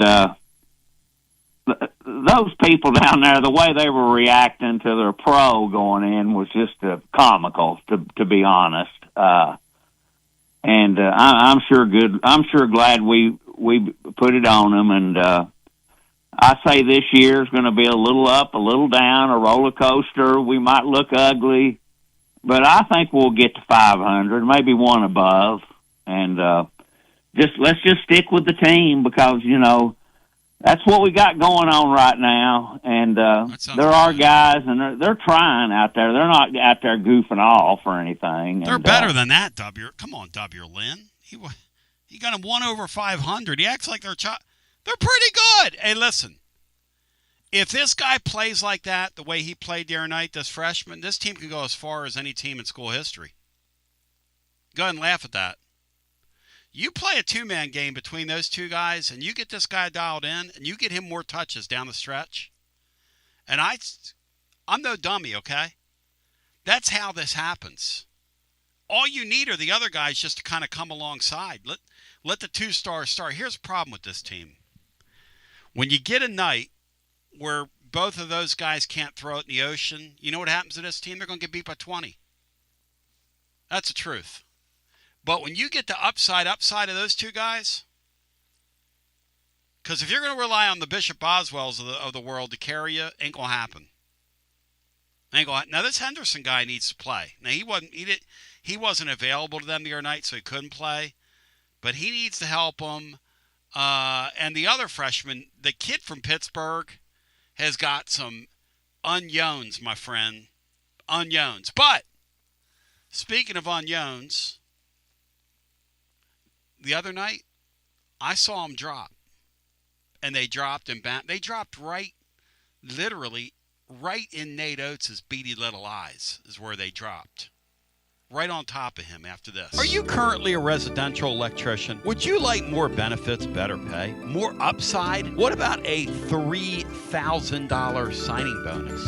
Free company paid health insurance, annual profit share, company vehicle, gas card, much more. Call Advent Electric today. Advent, known for their large commercial jobs around town, and due to high demand, they're adding additional roles for their residential department. Maybe you know a friend, family member that's a residential electrician. Spread the word. Email hr@adventelectric.com. hr@adventelectric.com. 865-588-0631 and ask for the Tony B 3K signing bonus. Advent Electric is hiring. You got to dream about buying some land and building on that land. Well, Waterside Contracting is your ticket. 25 years of making dreams come true, Michael Scott. For hundreds in our area, custom homes or remodels, Waterside Contracting will build on your lot. They do incredible work all over the area. Structural integrity, quality without compromise. It's a way of life with Waterside Contract. Check out the wonderful work Waterside does. WatersideContractingLLC.com. When it's time for your dreams to come true. Quality without compromising. Waterside Contracting. College football fans, Chris Fowler here with the play call. This season, go for Dose with ice-cold, refreshing Dos Equis. It's more than a single play. It's a mindset. Think of it as a 2-point conversion for real life. Taking the risk, making the bold move. Whenever we get the chance to go big, we take it. On the field and off, always go for Dose with Dos Equis. Enjoy Dos Equis responsibly. Copyright 2024 Dos Equis Lager Especial Beer. Imported by Cervezas Mexicanas, White Plains, New York. Hi, I'm Jim Simpson, owner of Simpson Meats. When's the last time you grilled a really good burger or steak? One your friends still talk about. Our goal at Simpson Meats is to make that happen every time you have a cookout. All of our cuts of meats, steaks, burgers, briskets, and pork are always fresh, flavorful, and sustainably sourced. We are family owned, so we know the importance of knowing how and where your food is raised. We have been putting quality first since 1888. Visit our butcher shop off Lovell Road or online at simpsonmeats.com. Tony Basilio along with the great Mark Griffin. And we're here to talk about our friends at Performance Medicine. And Griff, their slogan, stay educated, stay healthy. That's you. Wow. I really like to think that, Tony, and I'd like to give Dr. Rogers a lot of credit because I definitely want to stay educated and healthy, and knowing that he's putting the time and effort in to make sure of my care, I want to encourage your listeners to put the time to learn and become educated and get to know Dr. Rogers and see if it can help with your health as well. And there's a really, really easy way to do that. In fact, they've got their own YouTube channel. You can see Dr. Rogers for himself with his staff. It's called The Performance Medicine Show over at the Performance Medicine channel over on YouTube. Also, more information at performancemedicine.net. To our friends in North Knoxville, a brand new location over in Fountain City, now accepting patients. So many ways to reach Dr. Rogers. And like they say, stay educated, stay healthy. Performance Medicine, online, performancemedicine.net. Located in Knoxville's historic Old City, Barley's offers great food, live music, the best draft beer selection in town, and now your new favorite place to watch sports. Their indoor projector is perfect for any weather, and they've revamped their upstairs area with more TVs to take in all of the action. Their menu features hand-battered chicken tenders, juicy burgers, fresh salads, and the tastiest pizza in Knoxville. You can enjoy their happy hour drink specials daily from open until 6 p.m. Barley's Tap Room and Pizzeria. Basilio here with my buddy, Connexio Kristen. Hey Tony, good to see ya. Connexio builds fleet technology that helps transportation and logistics companies win big. Live GPS, easy ELD and compliance tools, AI dash cameras, and asset tracking, all backed by the .1 U.S. customer support team. Want a better playbook for your operations? Visit Connexio.com/Tony. That's KONEXIAL.com/Tony. Connexio, built for drivers, trusted by fleets, and proud Vol fans. Tony Basilio here, and I got the great Chad Stockton of FC Alliance 2026. Chad, do you believe we've made it? Boys and girls teams start off the new year at big national event showcases. We got our younger kids training indoors and doing a lot of things to get better. So we're excited about what the future holds. Chad, I hear the juice behind you. I hear the kids. Your program reaches throughout East Tennessee. If folks want to get involved, what's the advice? We're easy to get in touch with. We offer players at all ages, all levels, all experience. We have a program for all of our kids that we have, and we're excited for anyone to join us. And even some Lady Vols as well. Several college players all over the country, yes? Absolutely. We had a lot of girls that we were able to watch play in the NCAA tournament. A lot of our former players made big runs through the tournament. We're so excited for them. Growing the beautiful game. In this, the year of the World Cup in North America, celebrate the beautiful game. Get your child involved. FCAllianceKnox.org. That's FCAllianceKnox.org. And Chad, thank you, man. Keep growing the beautiful game. Absolutely, Tony, and thank you very much. Preparing food for a big gathering can really take it out of you. That's why you need to call Calhoun's and check out their selection of party platters. Whether you're hosting a party for the big game, a reunion, or just an everyday gathering, a Calhoun's party platter is next level. Choose from Calhoun's always excellent chicken tenders, fly with Calhoun's wings, or boneless wings with a variety of dipping sauces, award-winning next-level melt-in-your-mouth barbecue ribs, or delicious spinach artichoke dip, or get one of each. Plus, if you're doing burgers or sandwiches, Calhoun's has lots of side dishes like spinach Maria,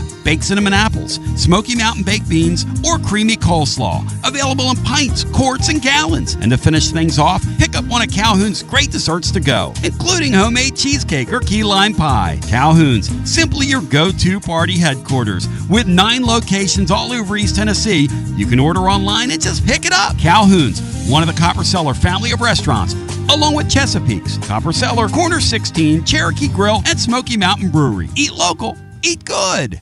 From the sunrise over the Smokies to the Saturday cheers at Neyland Stadium, Knoxville isn't just where we live, it's home. But let's be honest, finding your perfect spot in a hot market can feel like a full-time job. Whether you're looking for a Craftsman in 4th and Gill, a family home in Farragut, or a view in South Knox, the market moves fast. You need more than a listing. You need an edge. And that's where I come in, Jennifer Morris with Keller Williams Realty. And I specialize in helping Knoxville buyers win. I don't just find houses, I find the right fit for your budget and your lifestyle. Ready to unlock your front door? Visit nextmovesmokymountains.com or call me at 865-694-5904. That's nextmovesmokymountains.com. And as always, go Vols. It's always magnificent. Mondays on the Basilio Show, presented by our friends at Fleet Tire. I-275 exit 1B at East Woodland Avenue in Knoxville. Fleet Tire, I-275 exit 1B at East Woodland Avenue in Knoxville. And now, back to B. TB, back with you. I just got a kind of a confusing post from somebody on YouTube. I'll read it to you. Tony, how's that snow ice working out for you? ? Be careful what you make light of. It might reach up and bite you in the arse. My family is in ice up to our ankles and no power in Nashville. I don't know what you're getting at, but I've never made fun of snow or ice or weather storms in any way, shape, or form. I think the hang on, Bri. Let me talk. Ask you something. Hang on, Bri. The thing we do with the school closings is a takeoff of the old radio days where they would sit there and read every little closing at you. If you think for 1 second that I find an ice storm that's crippled people amusing, you couldn't be more wrong. So I don't know where that comes from or what that's born out of, but I wanted to get that out on the table. In fact, I was talking last week, any kind of weather event like that scares me, and I don't go anywhere. So, and we were talking on here the other day, if you don't prepare, then you're not using your brain. Like people talk about, well, all these people won't go to the supermarket. I mean, we talked about this Friday on the show. I certainly prepare. Like Bino and I were talking about it. I don't know I don't know who you're confusing me with, or we said earlier the storm missed us, thank God. I hate it for people that are incapacitated. We got snowed in up on the hill we're in for 10 days a couple years ago. And thank God we never lost power. But I can't imagine it. I can't imagine it. We were watching the nightmarish films today, the haunting pictures from the mid-state, and it's just the ice thing.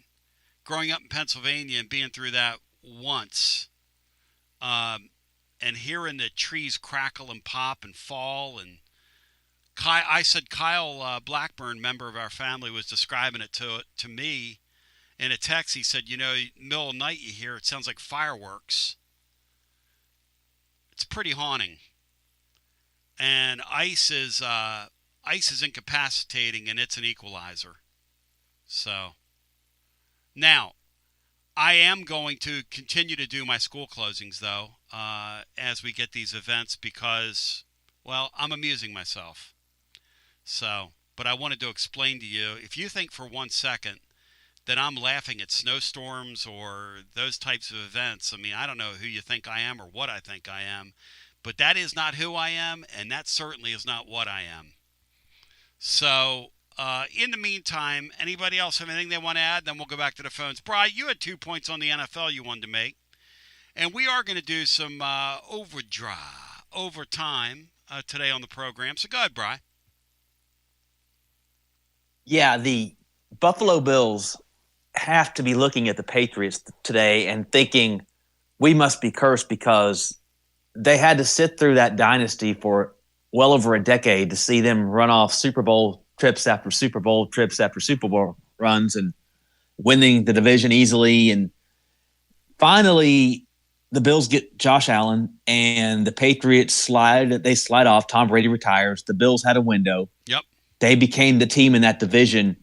And the Patriots all of a sudden hire Mike Vrabel, and he has a young Drake May. And right away, Buffalo gets to the playoffs, but they can never quite get over that hump. And they've gotten to the conference championship game a couple times, but just never could get over it. The Patriots in year one of their new coach with Vrabel there, go from 4-13 to 13-4, and here they are in the Super Bowl, where the Red Sea kind of parted the way it did, that way it's never done for the Buffalo Bills. And the Patriots have Stephon Diggs, who was one of Josh Allen's primary targets for years in Buffalo when they couldn't get it done. But Diggs goes to New England, and lo and behold, he's in the Super Bowl. So if you're a Bills fan today, I sort of feel sorry for you, but since you beat the Jaguars, no, I really don't. Because I kind of like your misery. No offense. But just something to point out. And the Pittsburgh Steelers, Mike McCarthy, I mean, that inspires me to the point where I want to go take a nap. I listened to Mueller Saturday afternoon when I was doing stuff in my garage. And Mueller up there in Pittsburgh and those Yinzers, to say they're urinated off at the Roonies for that move.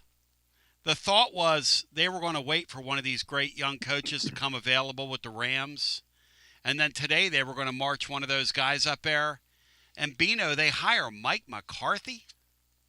Mike McCarthy thinks Mike McCarthy's a retread, Bino. Yeah, Tony, I told you during the break, and I'll paraphrase it, but I read something on Twitter where some wag said replacing Mike Tomlin with Mike McCarthy is like crapping in your pants and changing your shirt. And that said it perfectly. That is the greatest thing maybe of all time. I mean, and how do you sell that to your fans? Oh, yeah, it's a new day. Mike McCarthy? The Titans fans thought Robert Saleh? Mike McCarthy? I mean, Mike McCarthy? And who's your quarterback? Back to the phones we go. Well, that's the other thing, Bri. You mentioned this. I mean, they're in a spot where how did the Cheatriots, who cheated all those years, end up with that really good young quarterback? Anybody want to explain that to me? How does that happen for them? That guy falls right in their lap. Bino, did they let the former Vol go out there and coach 1 year to kind of sacrifice him? Were they playing 3D chess there, Bino?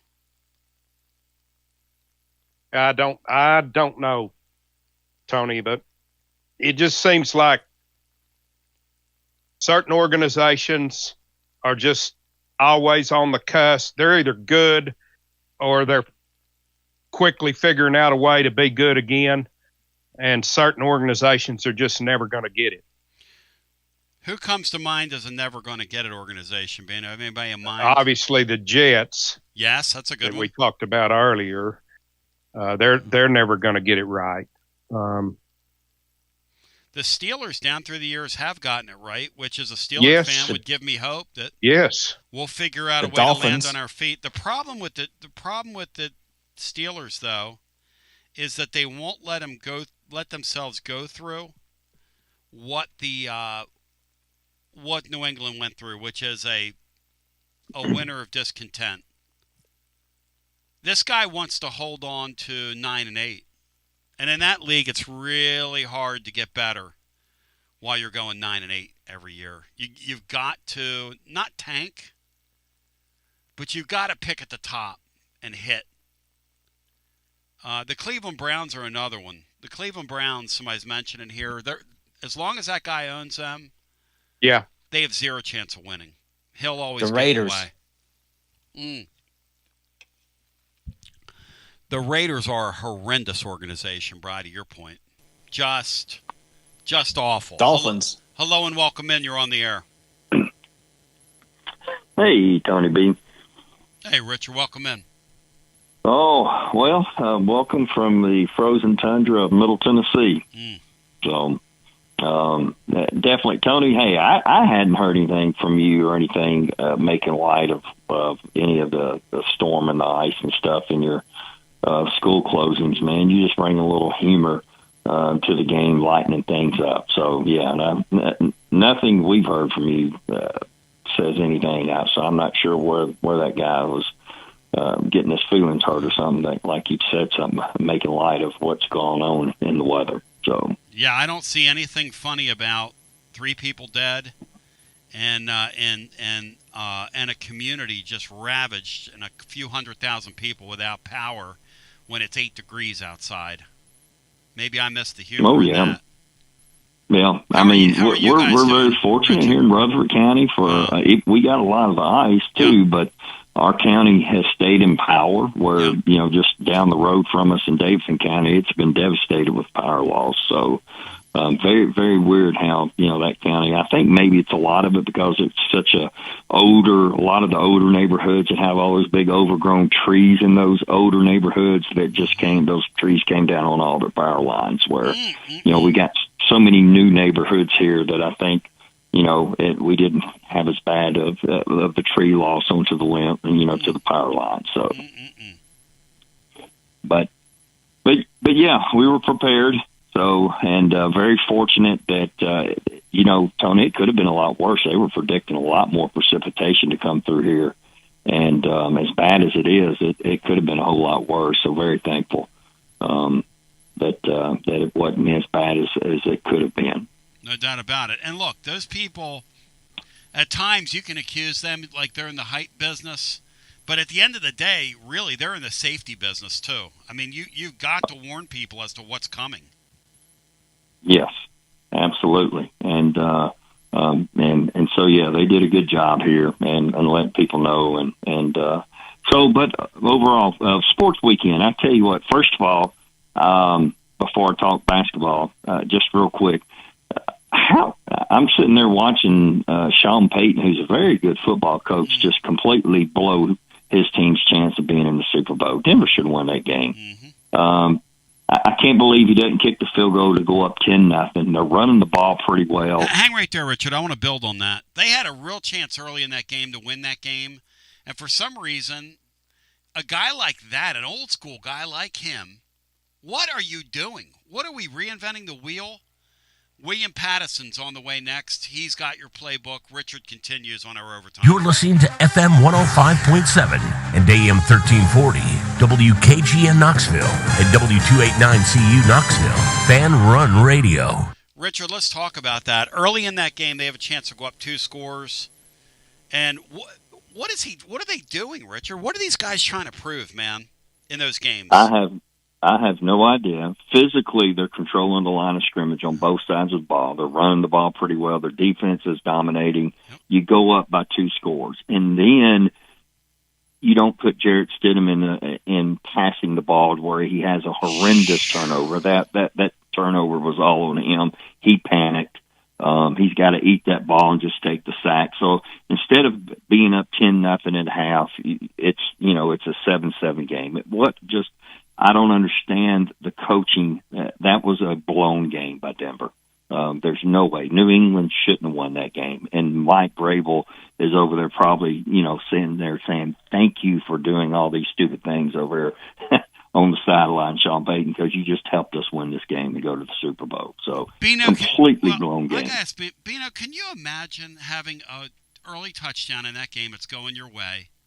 Turning around and getting in field goal range, again, this thing is totally going your way. It's in your building. I have a chance to go up 2 scores, and I don't do it? Like, what am I doing, Bino?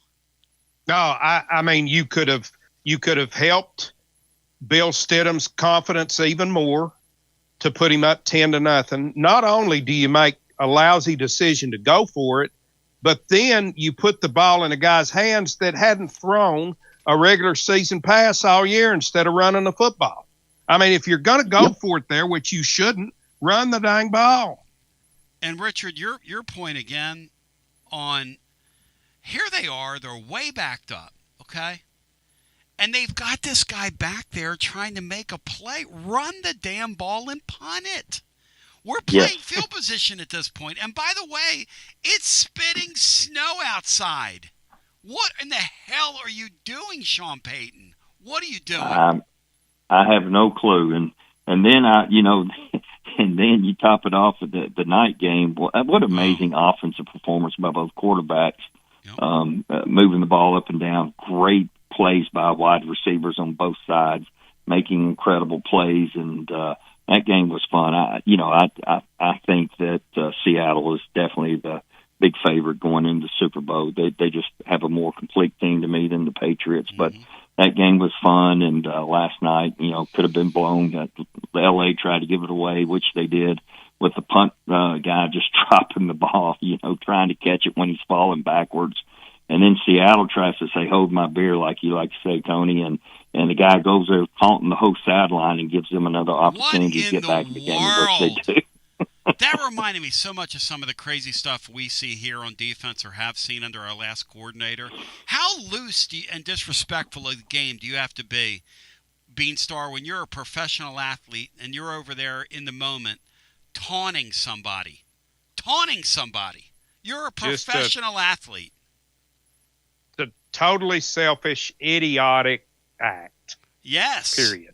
Yeah, and then he goes out and he gets burned for the next touchdown, which was apropos, by the way, Richard. That was apropos. Absolutely it was. And I think a few of his teammates had a few choice words for him after he got burned on that one on the sidelines, which they should have. Yeah, if I'm a professional athlete, man, I'm like, dude, this is my livelihood, and you're over here acting like this is some fun pickup game. This is our life, man. Now, talking, going to UT basketball, I listened to the call-in show, wonderful call-in show. What a great victory, good overall team victory there. Nate was awesome. Jacoby was awesome and stuff. Had talked to that. I want to talk about, them letting Betty Eichel play because they're saying he never actually officially played in an NBA game. Yep. He was just G League on 2-way contract and setting a precedent. Well, Tony, Here's the biggest sport to me where this happens more than anything, where guys never set foot, and that's Major League Baseball, right? How many guys go into MLB minor league teams and try to build their way through minor league, but never get on the baseball field of a MLB team? How many of those guys now are going to want to come back and make money because they got a year or two of eligibility left in baseball? Have you just opened it up for that? Oh, no, Richard. There's going to be if they get a ruling in their favor, the players, this is going to be a flood of people.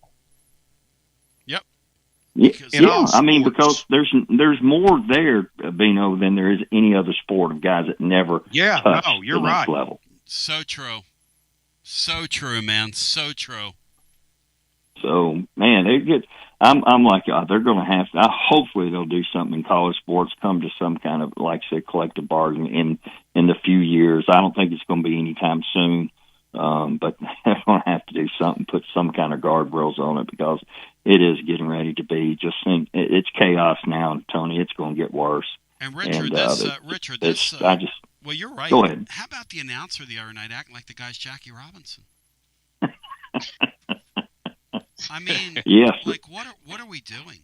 Like, yes, and I loved it when Nate Ament took it right at him, Tony, and drew the foul. Yeah. And that's the one thing that I was excited to see. Nate didn't back down in that game. Oh, no, and let's talk about that Saturday, Tony. Saturday was the day of the true freshmen.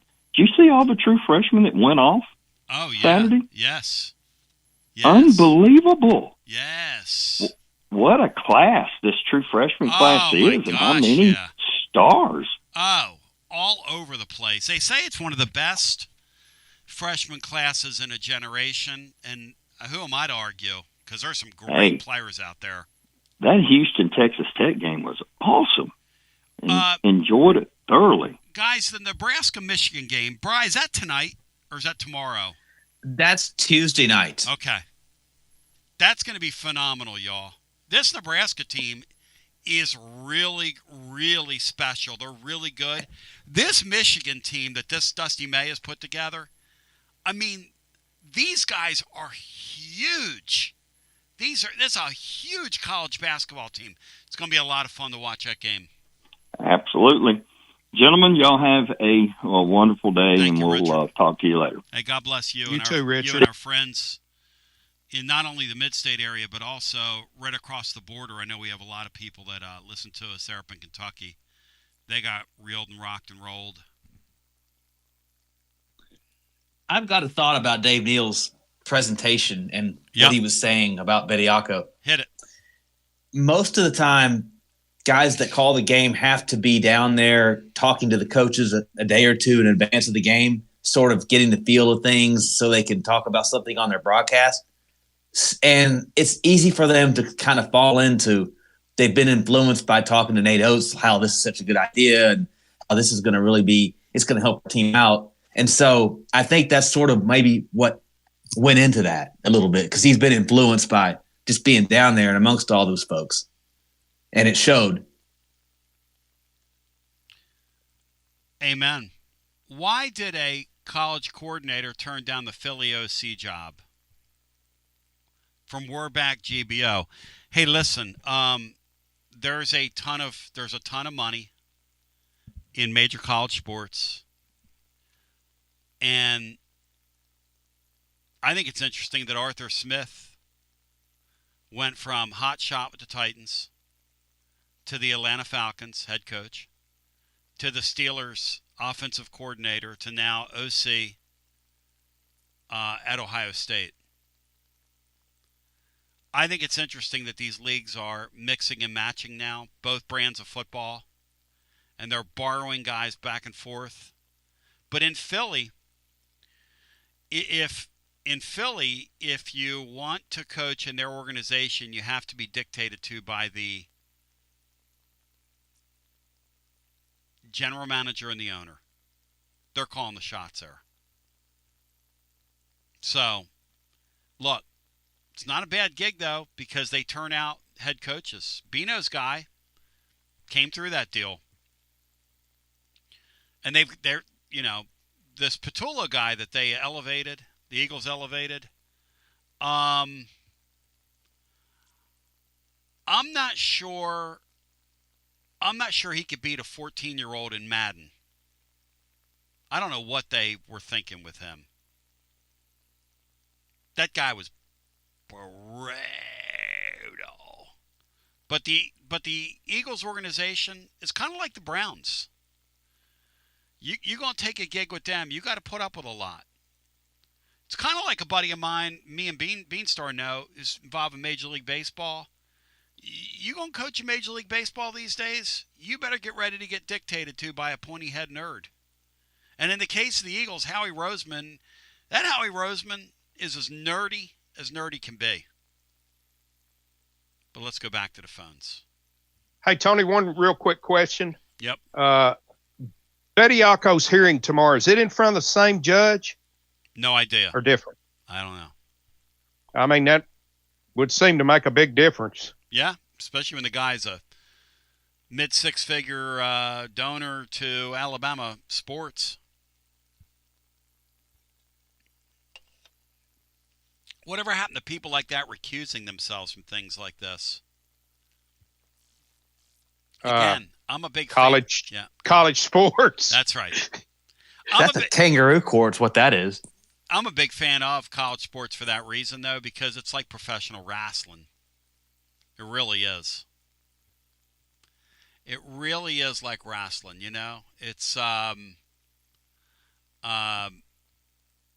it's fun stuff. Back to the phones we go. Hello and welcome in. You're on our extra time overtime segment.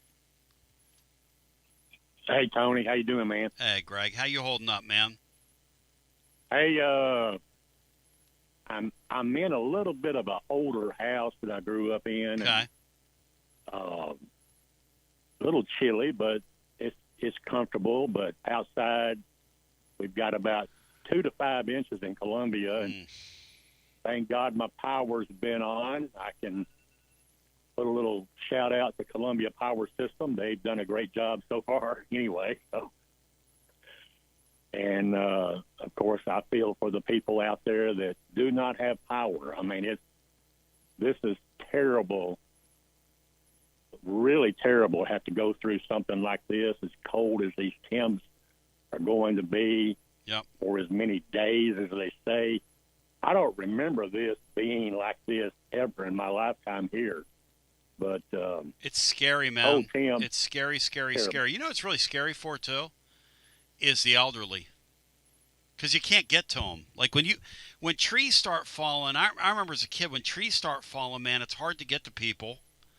That's the thing about the ice. Like we were talking the other day, I would 10 to 1 rather get 6 inches of snow than a half inch of ice any day of the week. That ice thing, that is just, that's the game changer. It's brutal, man. And Kyle, when he was describing to me the sound that those limbs make when they start snapping, Greg, that is a scary, scary, haunting, awful sound that you never want to hear when those trees start coming down. Because truthfully, you are literally at nature's mercy at that point. Yeah. You know? Hey, let me say one technical thing for you, brother. Sure thing. Your mic audio is real low. Everybody else is way higher. Oh, the thank phone you. callers are way higher. All right, than let me you turn are. myself up. There we go. Thank you, buddy. That sounds better. You're the man. But, Thank you, brother. Hey, I want to throw this out to you Yep. about the NFL. Yep. As much money as that organization makes, teams make, you've got a AFC championship game in Denver, Colorado. The entire first half was fantastic, weather-wise, no problem. Field looked great. Everything looked great. They said chance for flurries in the second half. Flurries my butt. I mean, why in the world hasn't somebody recommended or suggested that somebody build an indoor stadium for that area of the country? No way. Because that second half was not even fun to watch. I enjoyed it because it was so close. Yep. After halftime, I mean, whoever was in front was going to win that game, most likely. I mean, it just terrible. Even more reason, Greg, to kick the field goal, to go up 10 points. You're Denver's head coach. Bino, don't you have to know that? You're Denver's head coach. Don't you have to know there's a little bit of weather and it's snow flurrying and I'm kicking my field goal today? I mean, don't you just... But to Greg's point, let's talk about this. Let's do a little vote here. Greg wants a dome stadium. I hate, with a passion, dome stadiums. Part of home field advantage is I get my weather. Bino, you first, then Bry. Dome stadium or no in a day like yesterday? I am pro the elements, Tony, as a spectator watching at home on television. But my wife said the same thing that Greg did. Why don't they find a way to play these most important games in a spot where the weather doesn't help determine the winner? How about you, Bry? Where are you? But that's what college football does. They play their most important games where weather isn't a factor, and you can argue that the environment's kind of stale with what they've done at some of these games. I don't want every team to have a dome stadium. Winter weather only comes into effect once or twice a year, if that, maybe not even that. Yep. Because there's been plenty of conference championship games that had good weather. It might have been cold, but they weren't snow, or anything like that. So I am against everyone having a dome. Yeah. And eventually, I'm afraid we're going in that direction where Green Bay might be the last remaining frontier holdover. It's so for outdoor antiseptic. stadiums. Yeah, the Eagles are talking about building one. It's so antiseptic. When you go down to see the games in Atlanta, hey, it's a great building. Totally antiseptic. Totally different. No offense to it. But, Greg, you and I are going to disagree on that one. But I see what you're saying because, in a way, it's a shame to have a game decided by that. But, in a way, the better team won anyway yesterday. Yeah, also, it did it to the home team. I mean, sure good did. gracious alive. Sure did. If I'm a Denver fan and I live there, I would get sick of that situation happening if it does happen again. I mean, it always happened in the past, I'm sure, too. But anyway. Yep. Shout out to everybody. You guys didn't get any snow? No, we got a little freezing rain on Saturday, and it looked like it was going to get bad, and then, praise God, it just kind of warmed up, and it rained on us both days. Now, don't get me wrong, there are patches of ice, and where we are, it's kind of, our hill and area are sort of icy here, but, not as bad as it could have been, not even close. Well, for a little while, we're in a crazy area, and I know this happens in Columbia, in this region of Middle Tennessee, where I don't know what it is, but the system kind of split, and we had clear, no precipitation, and everything around us about 50, 60 miles from us was getting pounded. So I don't know what it is about this area, but we didn't get as much as Nashville or Murfreesboro. I think they got more than we did as well, but we got enough. Don't get me wrong. And I know Duck River Electric got all the out of city limits covered in this area, and they've got like 5,000 people out right now. So good thing I'm not on Duck River Electric. Thank you, my brother. Good talking to you. It's rough, man. Prayers up for everybody affected by it because it's no fun. No fun indeed. Let's go back to the phones. Hey, Tony, I think in an earlier call that Greg told us that Columbia State opens their baseball season this weekend. Well, that'll be something. He did tell us that, didn't he? It was a January date, and this is the last week of January. No, he did tell us that. Because I was looking at our schedule, and I remember you chastising me. And you said to me, would you learn to listen to people? Tony, I've never chastised you. You said, would you pay attention And then you called me off the air and you said, damn it, Tony, you need to start paying attention to people when they talk to you. And you were right, Bino. But Greg, dress warmly for that. And Bino, do you remember the days of the original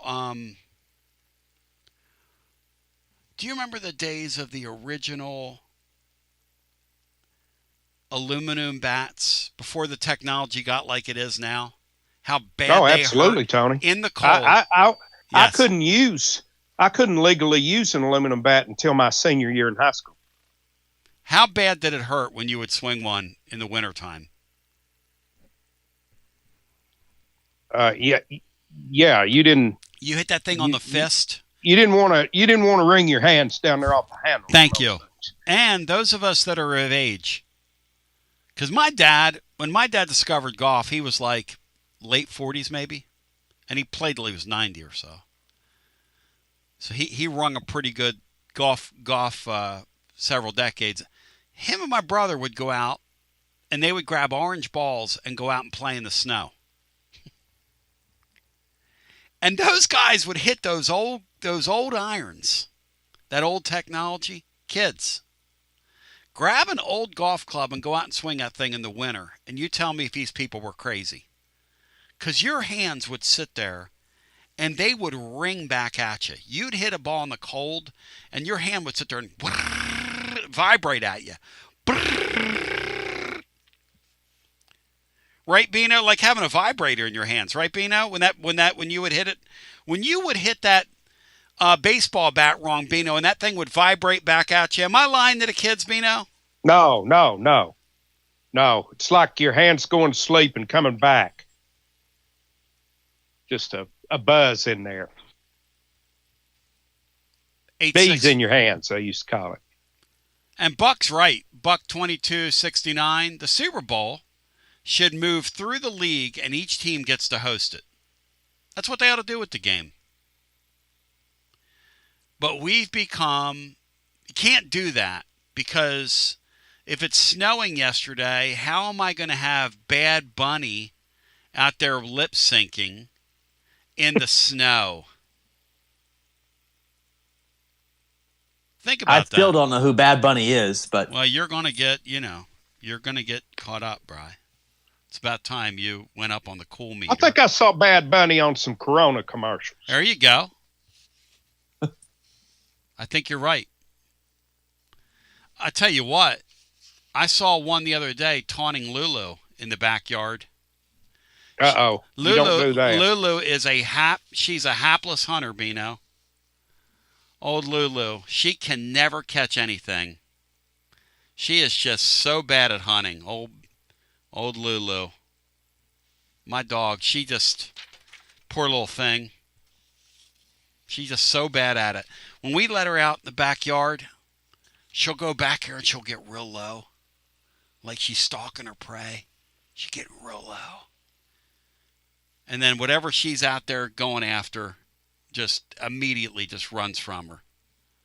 Bad Bunny. They never give up, though, Tony. Oh, no. They never lose faith. They never lose faith. Yep. It's pretty great, isn't it, Beanstar? Yeah, it is. I'm for it, not against it. Me too.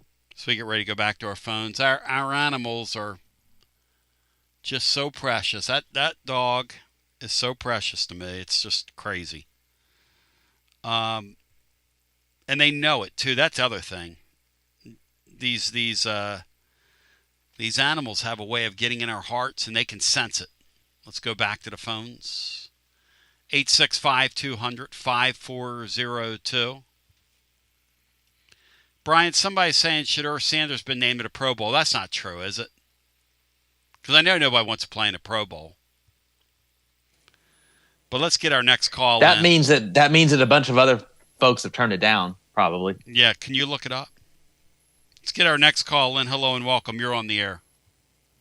Tony B, it's Zach in E-Town. What is up, Bino, Brian? What's up, brother? Oh, Zach. Hey, guys. Hey, just real quick on some NFL action. How Tennessee is it for the Titans to fire their coach, who promptly goes on to make the Super Bowl. I don't know if you brought that up today, but haven't. No, you're right. I mean, I know we don't like to talk Titans, and it gives me PTSD, but I just thought that was great. Well, just like shows you what we were saying before, bad organizations are going to be bad organizations, and the Titans, unfortunately, when they got here, were a model organization, right? A model. And amazing. Floyd Reese, all those drafts, all that stuff, all that. Oh, they hit every draft they hit. Yep. And now they totally blow. They blow, man. But you know what? They have a good young quarterback, so that brings hope. And I don't think this Saleh guy is as bad a hire as some people think it is. I think Saleh's got a chance. Yeah. Give Peace a chance. Yep. Zach, I'm afraid that the Titans and the Colts are right there teetering of just becoming sad sack franchises. And Bino, the wild thing about that was in the early aughts. That was maybe outside of Colts, New England, Titans, Colts was me and my buddy went down in I can't remember if it was 02 or 03 to watch Peyton. It was the year Peyton and McNair won co-MVP, and we watched the Colts and the Titans. I think the Colts won that one, but I mean, boy, those were some glory days. Of course, the Colts Springsteen. Of course, the Colts won that one, brah. Yeah, of course. Yeah. So on our basketballs, which we didn't get much snow up here, but thank God. We've got it. You're right. This the valley and the mountains really give us a nice little layer of protection. Although we did have a hurricane up here last year, but other than that, it's all right. But so we've got our game moved to Wednesday, which would be a really nice win. But what I'm looking at, and I'm looking at the weather, is Saturday's game. I was wondering what y'all think about this. It's supposed to be like 7 degrees for Saturday's game against Stephen F. and Auburn. And do you think that that's going to get moved, or will that affect the crowd? Because it's an 8:30 game, which is nuts. Oh. They got to move that up, Tony. We got to get a campaign to get that game moved up for safety, and we don't want to miss that one. Bino, are they really They going to do that? won't move a game unless there's snow and ice and stuff. Because it's television. They won't move it. No, it's for television. They're not moving it. Yeah, they're not moving it for temperatures, and they're not moving it for convenience. They wouldn't care if people got like frostbite on the way to the game. It's sad, man. But you're right, Zach. To go for the pleasure of going and watching Stephen F. and Pearl enrich himself and play college. How about the job Stephen F. and Pearl's doing? Let's give it up for the kid. Let's give it up for him. He's balling. The man's a coach. The man He did can something coach. that his dad never did, and that's win in Gainesville as Auburn's coach. The man can straight up coach the game, Bino. I want some props out of you. You're the one that gave us the Stephen F. and Pearl story, Bino. Hey, they had a great game plan. Yep. And they executed it very well. I mean, give it up for this man, Zach. You're a hater. Give it up for the man. You're a hater. I'm a Stephen F. Pearl booster. Yep, I'm an acolyte. I'm an acolyte of the man. When he stood up there on that table in front of all those rich boosters and started gyrating his hips in front of that woman, I thought to myself, that is the most classless human being. Look how little class this kid has. But you know what? He's a damn head coach at Auburn, and they balled out at Florida. I give the guy credit. I love being able to put a head coaching job in your will, in your living will. Let's go. Golly, but what a great night Saturday night. The amount of trash we can talk against Betty Ocko or Benny and the Jets and co. I mean, it was fabulous. Really, I'm a hoops nut. Which college basketball is not you think it's a niche sport? I love it. But anyway, compared to college football, total niche sport. Yeah, compared to college football. It's not even close. Well, yeah, compared to college football. That's what I was talking about. Anything. The nichiest of the niche sports, though, and Burke's not going to like me saying this, is college baseball. That's the nichiest of the niche. And then college basketball doesn't mean what it once did in our national landscape. Now, when they play the tournament in March, it's still a big deal. Yeah. But they've diminished their own regular season. And when they go to, like, the 78 teams or whatever it is, Zach, they're talking about expanding that tournament, can you imagine how bad that's going to be? No good, Tony. No good. No good. No bueno, babe. We're not going to do. We can't stand for it. We got to rise up. Yeah, we got to rise up against Georgia. We got to chew the blue and stop Blue Kane and his madness. Wow.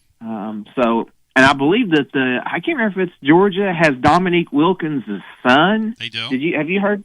Which is kind of crazy because Dominique, I mean, he's old. He's kind of an older fella. He's a few years older than two things. Two things. You said it, bro. Maybe Dominique's been chewing the blue. Dwight Gooden, you're out of here. Yeah, Shadur Sanders has been named to the Pro Bowl as an alternate. Well, let's shut the damn thing down. Okay. The Pro Bowl was irrelevant That's to me. Irrelevant. Shadur Sanders is on the Pro Bowl? Doesn't even exist. That's the dumbest shit I've ever heard in my life. Irrelevant. He's an alternate, they say. 7 touchdown, 10 pick season. He's an alternate, all right. An alternate? He's an alternate, all right. They only keep that so they can get some kind of bonuses for making the Pro Bowl in their contract. Bino, that's the only reason why it exists. Bino, when that kid said blue chew, you don't think you were thinking Basilio's going to get back around to that, do you? Oh yeah, I knew that was a circle. We were coming back to that? Yeah, that was a circle. God, I love it, man. I'm so into that kind of thing. I'm such a simpleton. When he said, chew the blue, I thought, how are we going to get around to that? And then he said, how does Dominique Wilkins have a son? Because every man my age, when you said the blue chew, their eyeballs lit up. And their blood pressure went up a little bit. But that's another story for another day. Zach was the perfect straight man there. I don't know if he knew it. Yeah. He walked me right into that, and I walked him right into that. And I'm a bigger man for it. Oh, that Shadur Sanders stuff's funny too. My goodness. I mean, you're right. I mean, just shut it down. Shut it down. I know it's a flag football game. I know it's like the Manning Bowl or whatever it is. And God knows, I mean, the Mannings, they really need another TV show. So I'm glad they get to do that. Because it really, I'm worried about them. Because they haven't been exposed. But now we got Shakur Sanders. What are we doing, Bino? God, Shakur Sanders, Bino. Yeah, it's never-ending material. He's on the Pro Bowl. Let's go back to our phones. I thought somebody was kidding when they wrote that earlier, but... Oh, okay. What do you guys want to do? I have 138 likes. I'm stopped at 138. I asked these people to give me more likes, and they didn't. Look, I don't like getting on here and having to say, if you don't hit the like button, we're not going to grow as a program. We've had around 300 people watching all day, 213 now. It comes and goes. If I can't get to 200 likes in the next 7 minutes, I'm going off the air. I've asked nicely. I'm not going to bitch about it. Somebody said, I love how you... Here's the thing. It's how other people are going to find the show. If you care about the show and you want to see the show grow and you want to see what we do grow, then you hit the like button over there on YouTube. I'm not going to bitch about it. I'm really not. And people say, well, you're bitching about it. Well, that's it. That's all I'm going to say about it. You either hit the like button in the next 5 minutes, several of you that are watching what we're doing right now, or I'm going away. Well, you shouldn't threaten your listeners. And why are you punishing the other listeners? I'm not trying to punish anybody. This thing's not sponsored. And I'm 59 years old. And I could use a damn nap. And it's cold outside. And I could be doing some work. Hit the blue chew button. Yeah, hit the blue chew button, y'all. Hit that thing like, well. Let's get our next call in. Hi, you're on the air. Yeah. Tony, Bino, good morning. Mike from Portland. Hey, Mike in Portland. Hey, Mike. Welcome in, brother. You know what? Just a couple of observations, and I'll let you go. Whenever Bino's on the show, it seems like the average IQ of the show goes up 3 or 4 points. That's all I'm saying. It sure does go down. must be a bad connection. Amazing that Belichick's name doesn't come up. How bad do you think he's hating the New England Patriots going to the Super Bowl? Oh, that's such a great point by you. That's interesting. Yeah, he's got to be rolling around in it. Him and his girlfriend. That's been bugging me all the time. Anyway, speaking of a blue chew, I bet he's taking that stuff by the handful around her. Oh no! Well, Bino, you did it. You're the one that brought it up. Well, that's good. That's what Bino does. Yep, hey, just a quick exactly thing. What he does. Bino, what do you think the Lady Vols' potential is? Since nobody else will talk about the Lady Vols except for you and I. They lost 3 players, but on a little hot streak. What do you think the high end of those guys is?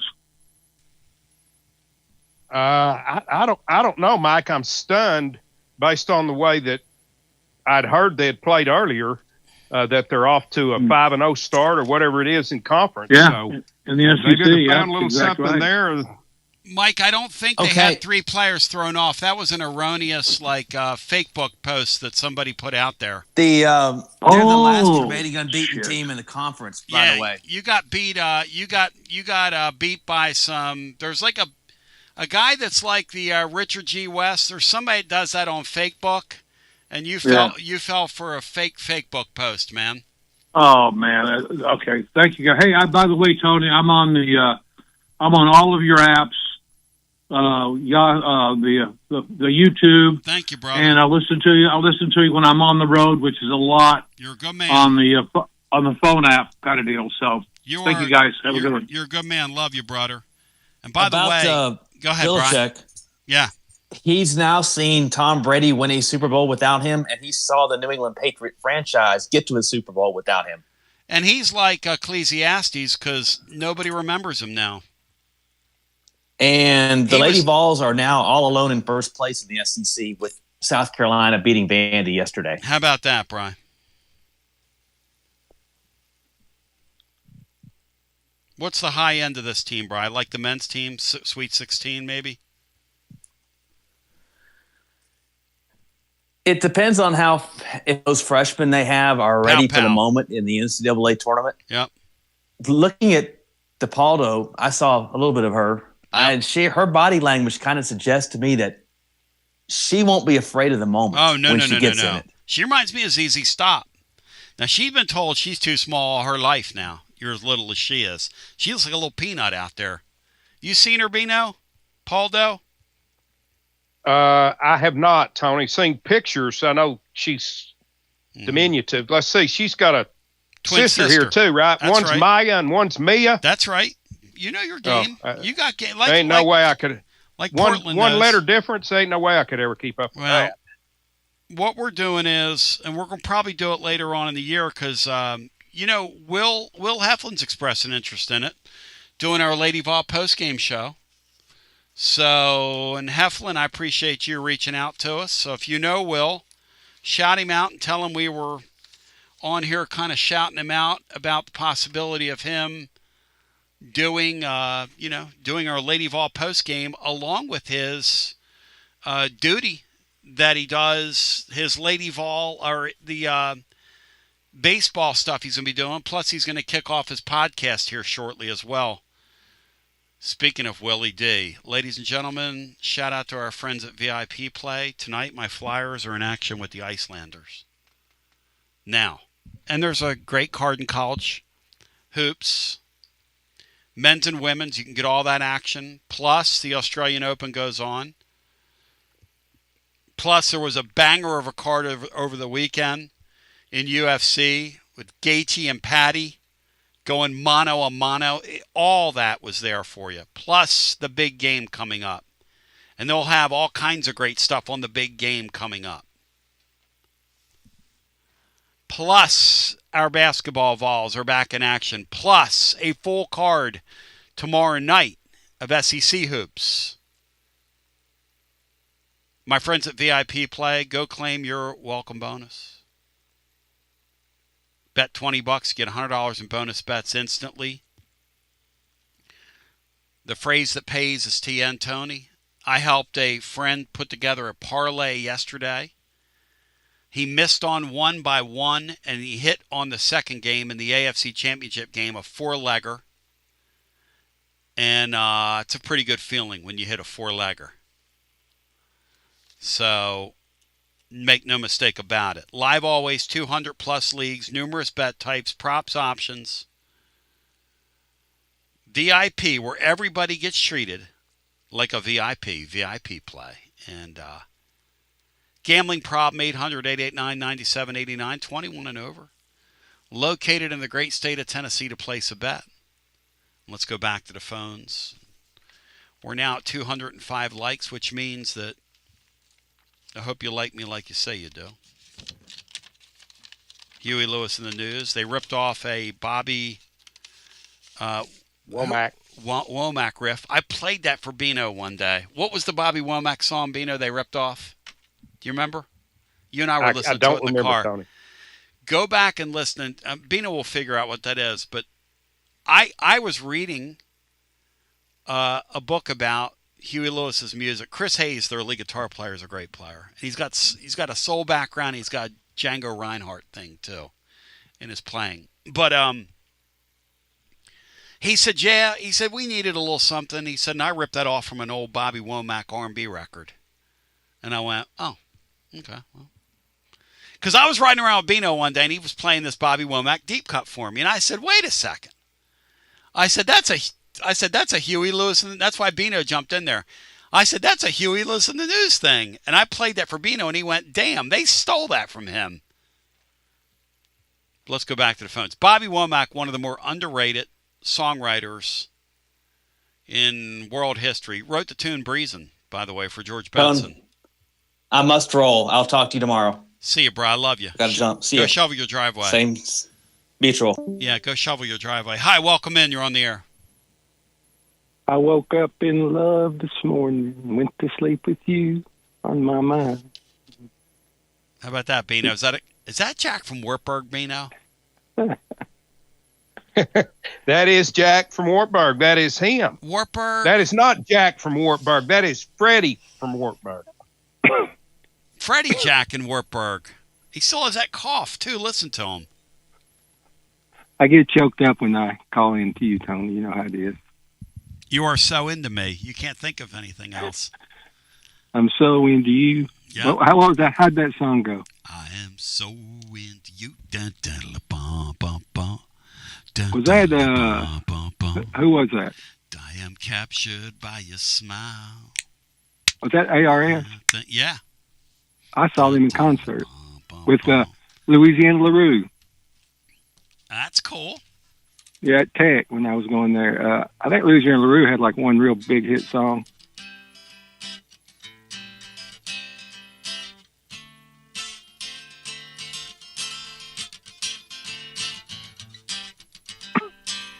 That's a great song. And I'm captured by your smile. The 70s stuff, man. 70s stuff was Slash Chord Heaven. Everybody was borrowing from each other. It was beautiful time. That song's in A minor. That's a great song. What was ARS's big hit? I think that's it, isn't it? Is it? I'm Okay. into you, you're into me. Do. Yeah. I bet even young Bino liked that tune. Had a little bit of funk in it. How you I been did. doing, It Tony? was You okay survived the too. weather? Do what, Freddie? I said, how you been doing? I haven't left my house since Saturday, so I'm kind of star crazy. But I figured you might have hopped on the flight and gone out to San Francisco, left Laura and your son to fend for themselves. why would I be in San Francisco? Well, it's warmer weather, you know. Yeah, that's the reason. It would be warm in a lot of ways for Tony. Which Tony? Well, I think the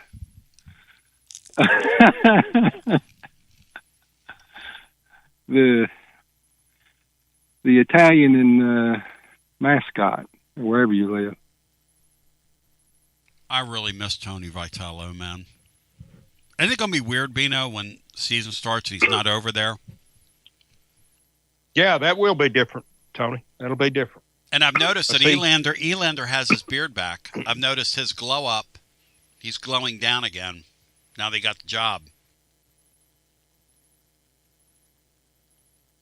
I think he'll do a good job. I mean, he's not going to be the character Tony is, but he's been running the offense, and he's been one of the main recruiters. So, yep. As long as they keep the players coming in, they'll be all right. Oh, he'll do a very good job here. In fact, I like that he's going to actually manage the running game and not let people run all over him. Hell, I was going to this year, if Vitello came back, I was going to do a thing for charity where every stolen base against the Vols, I don't know, we gave like a certain denomination of money to somebody. Lean into it. Freddie Jack, how you been, man? You haven't called him forever. Who's your Vol Ryan's? Happy to hear your voice. Well, I've been listening, as much as I can. It's a little tough sometimes, I'll be honest with you. Well, especially some of your overtime shows. Really? Yeah. Even when we win, there's you have a few negative callers. Oh, uh-huh. Just a few.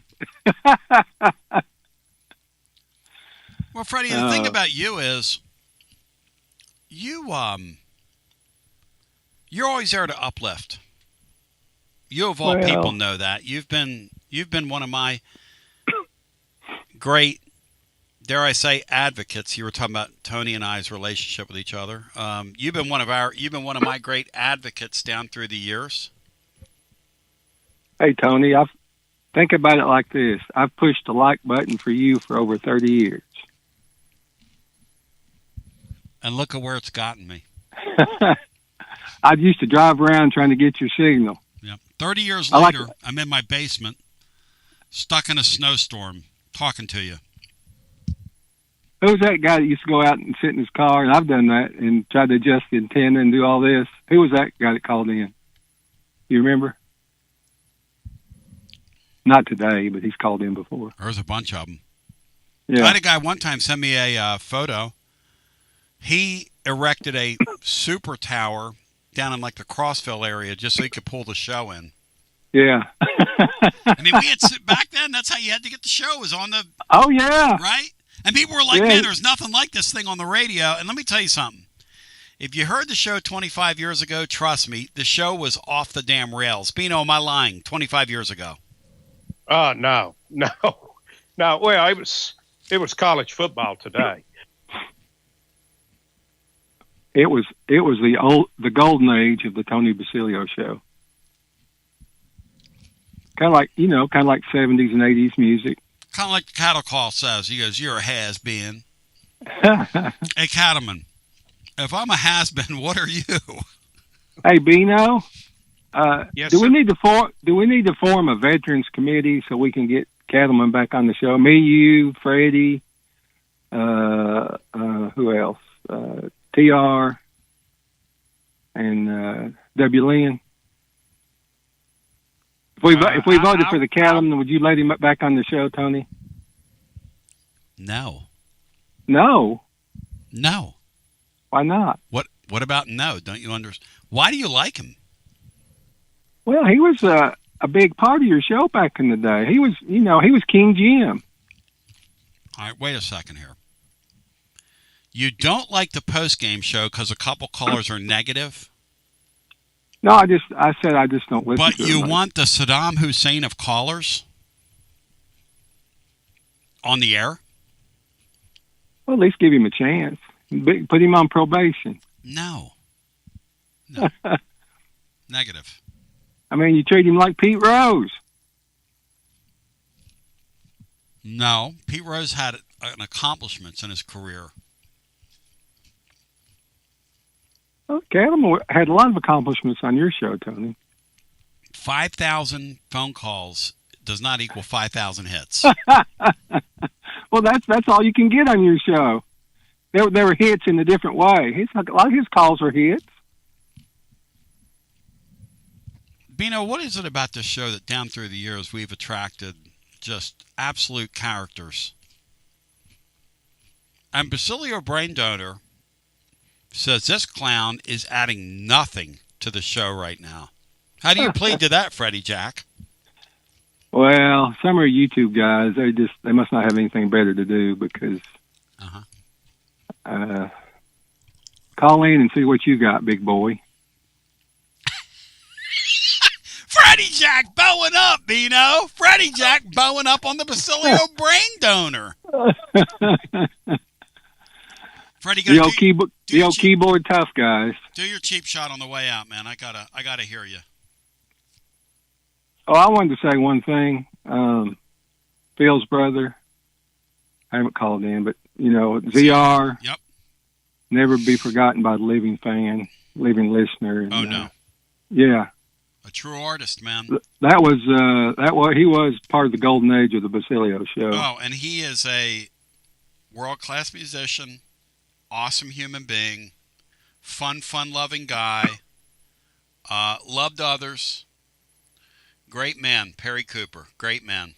Yeah, our prayers to Phil and his family. Yep. Because, that was a lot of fun back in the day when he'd do his hog calls and he'd do his songs and.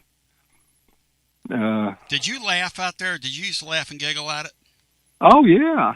I mean, I miss those days, Tony. You'll never have. I mean, you do a lot of good things on the show now, but it'll never be like anything.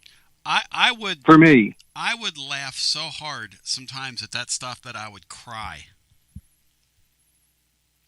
Oh yeah. I've been looking for a coach like you to come into my life. For a coach like I laugh about that when I just think about it, To my life. And then he would do the oink, oink. And then he on his vamp vocal, he was going, "I've been waiting for you, Filmer." He would always work Filmer into things. Filmer, yeah, I like Filmer. You and Zach from E-Town ought to go in the studio and do some new cuts.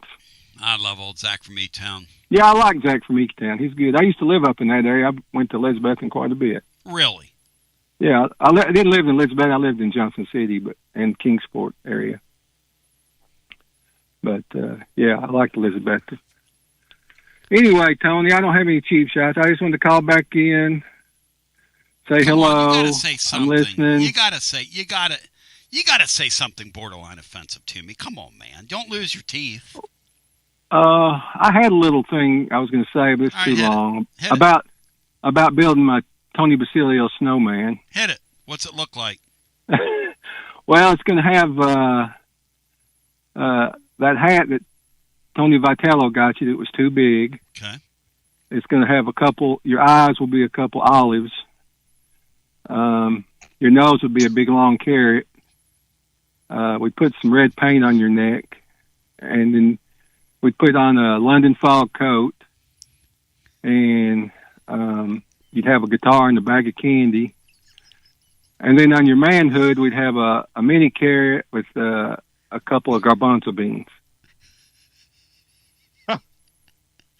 Well, I know one thing. There's a lot of carrots on that snowman, and you're obsessed with my carrot, and you're out of here. What a punk and what a clown. You talk about a damn cheap shot artist, Bino.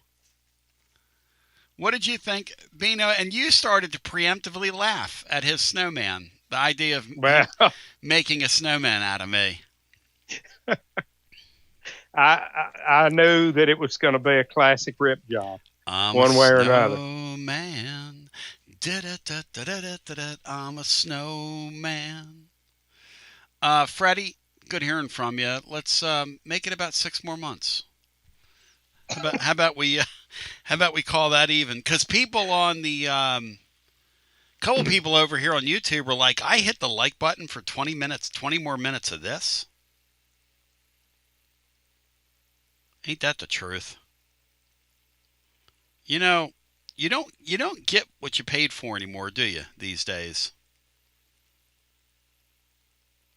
Let's go back to our phones. Bino, good thing or bad thing that we didn't play a game last week? Did that help us Saturday night? And then we go back to our phones. Yes. No, I don't think there's any doubt, Tony, that this team needed a reset, and that gave them the opportunity. I totally agree with that. And the freshmen all of them looked a lot stronger. And Ament looked a lot stronger. So, Big Dog said I think he gave us several extra days to work on ourselves rather than working on an opponent. And we needed more help with ourselves than we did with whoever we were getting ready to play. Big Dog said, I haven't laughed like that in a while. See, that is who Freddie Jack is.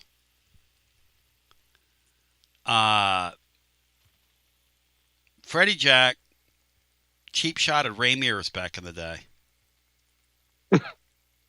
I mean, imagine that, Bino.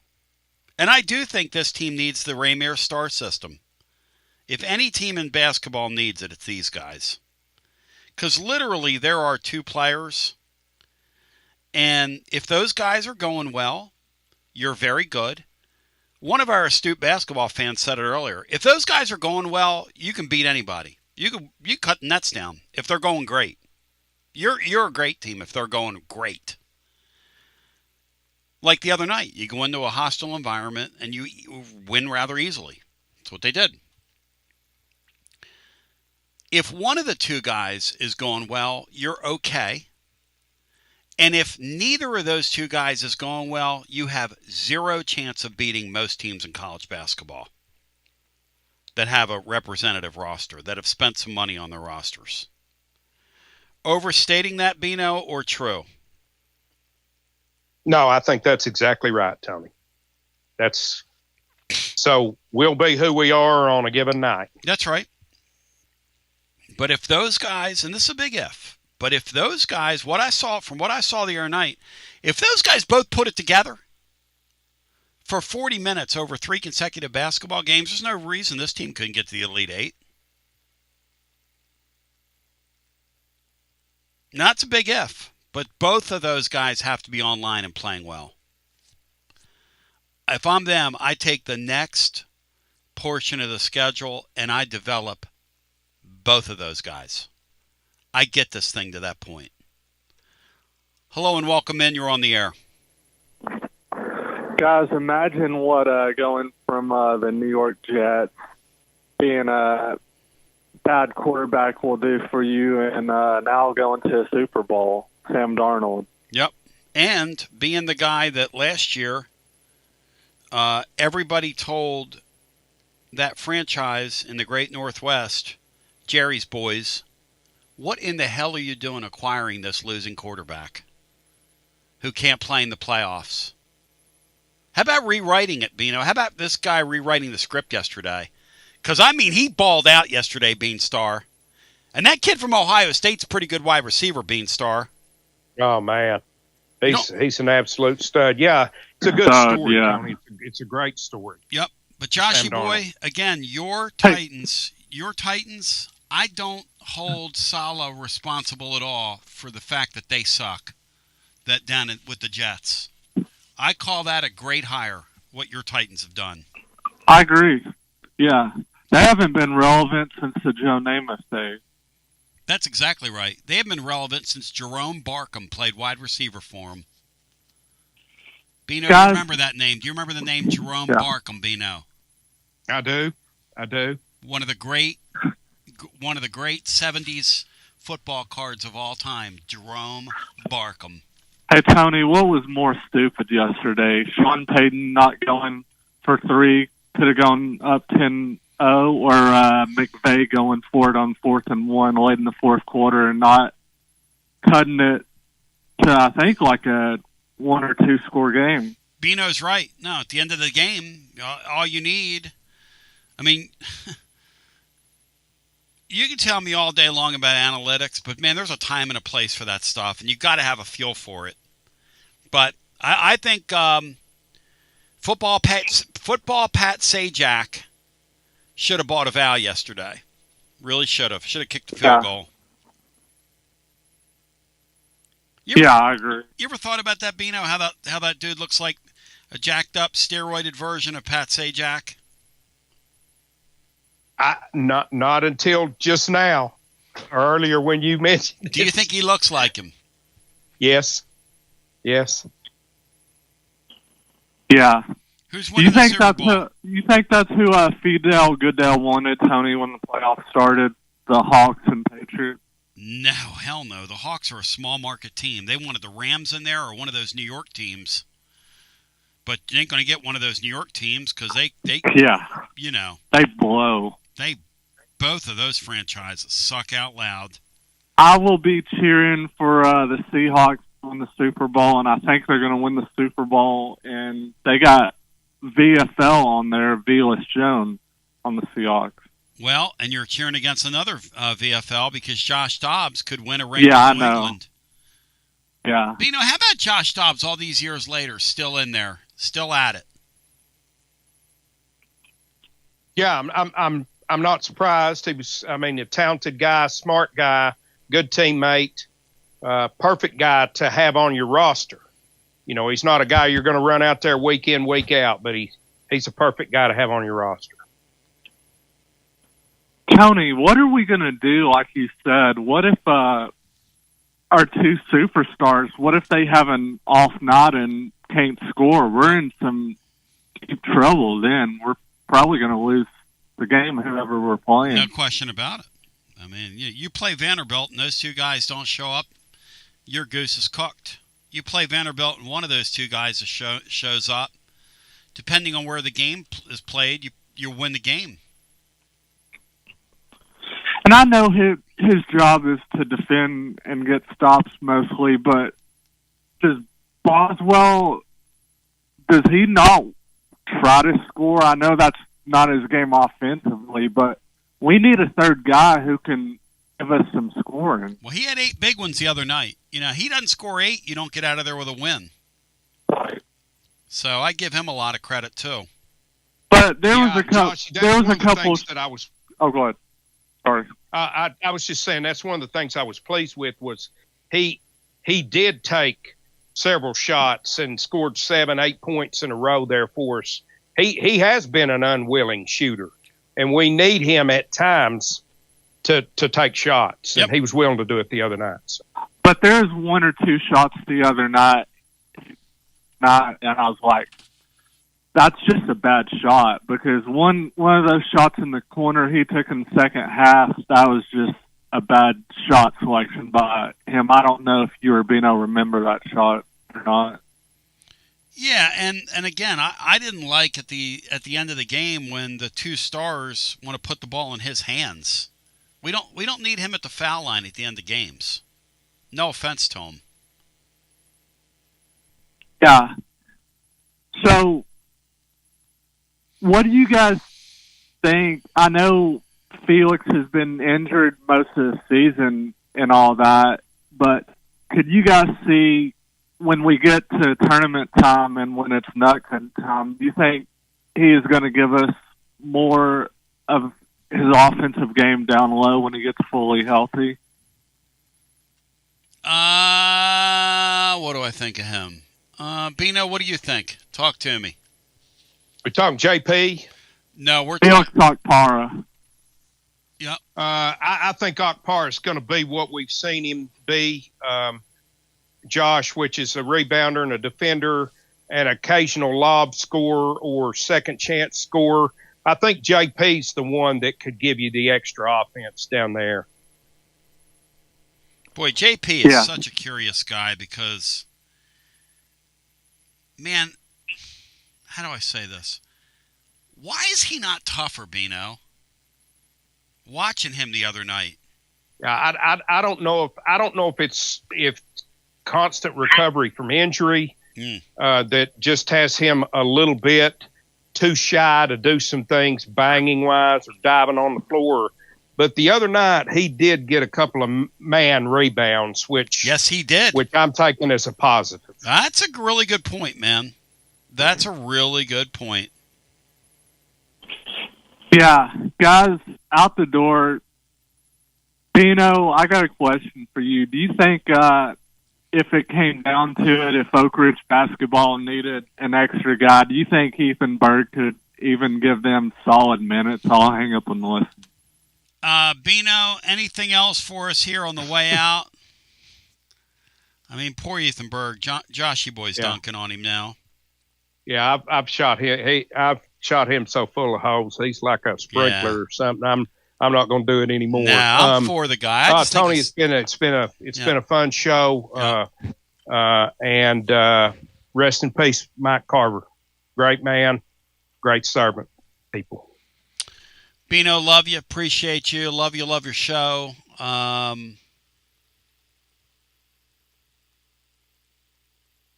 Till we meet again. I want to thank everybody that's joined us today. I want to thank all of our wonderful, incredible, terrific sponsors. Hope you have yourself a wonderful and blessed day. And we will talk to you tomorrow right here, God willing. Appreciate you. Peace. And keep doing what you're doing. And prayers up to Mike Carver and his family. What a beautiful, beautiful guy. Fence is back in style, and the Tennessee basketball Wolves are back again. And that is the theme of today. Here's today's show. Is back in style in football.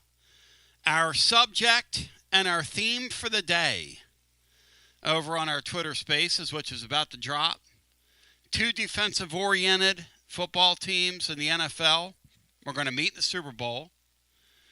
After defense won the day in major college football this year.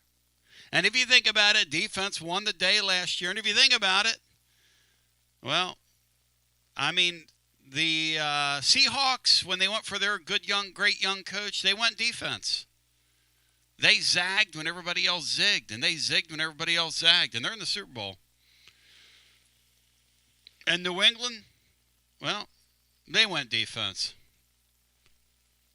And look at those two teams. For the first time in well over a decade, defense is winning in the deal. It's kind of fun. And the other night, it was a story of 2 Nates. One Nate tried to cheat. Defense dominates. A story of 2 Nates. Defense dominates. A story of 2 Nates. Bino, Jeff, how do you plead? And by the way, I love football in the elements. I know Jimmy Haslam is building a dome because he's got money, and they all got money. That game breaking out yesterday in Denver was absolutely beautiful. Bino, Jeff, how fired up. Just when I was getting ready to cash it in on the basketball Vols. Nothing like a rather loud win to pull you back in. Just like, ladies and germs, my Philadelphia Flyers the other night.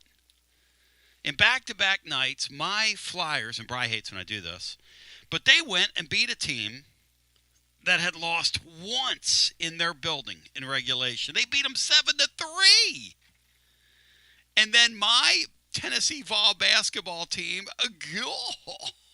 a week after looking just awful against that Kentucky team went out there and said, you know what? We got a guy that we paid $4 million on our roster who's a great player, who Rick Barnes has bet his reputation on, basically, among his staff, among everybody else.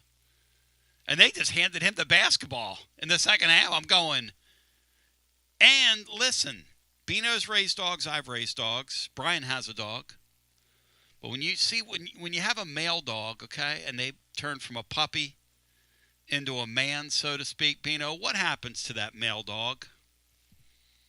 I mean, let's not get graphic on here, but let's get graphic on here, Bino. What happens to that male dog? He does what? He becomes a dog, Tony. Yep. And how do we know, Bino, that he becomes a dog? Laura's now looking at me. Oh, honey, I'm sorry. We saw that happen to our guy the other night.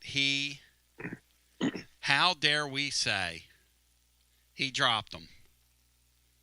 God, right in front of Nate Oates, Bino, right in his face.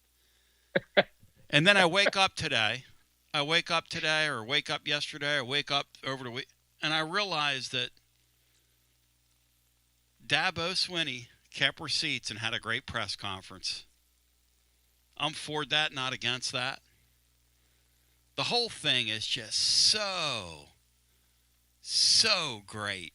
So great. And I haven't been outside since Saturday. Because, Bino, I don't have any interest in it. I called my brother yesterday. He's like, I don't know, 69 or whatever. He's out shoveling snow.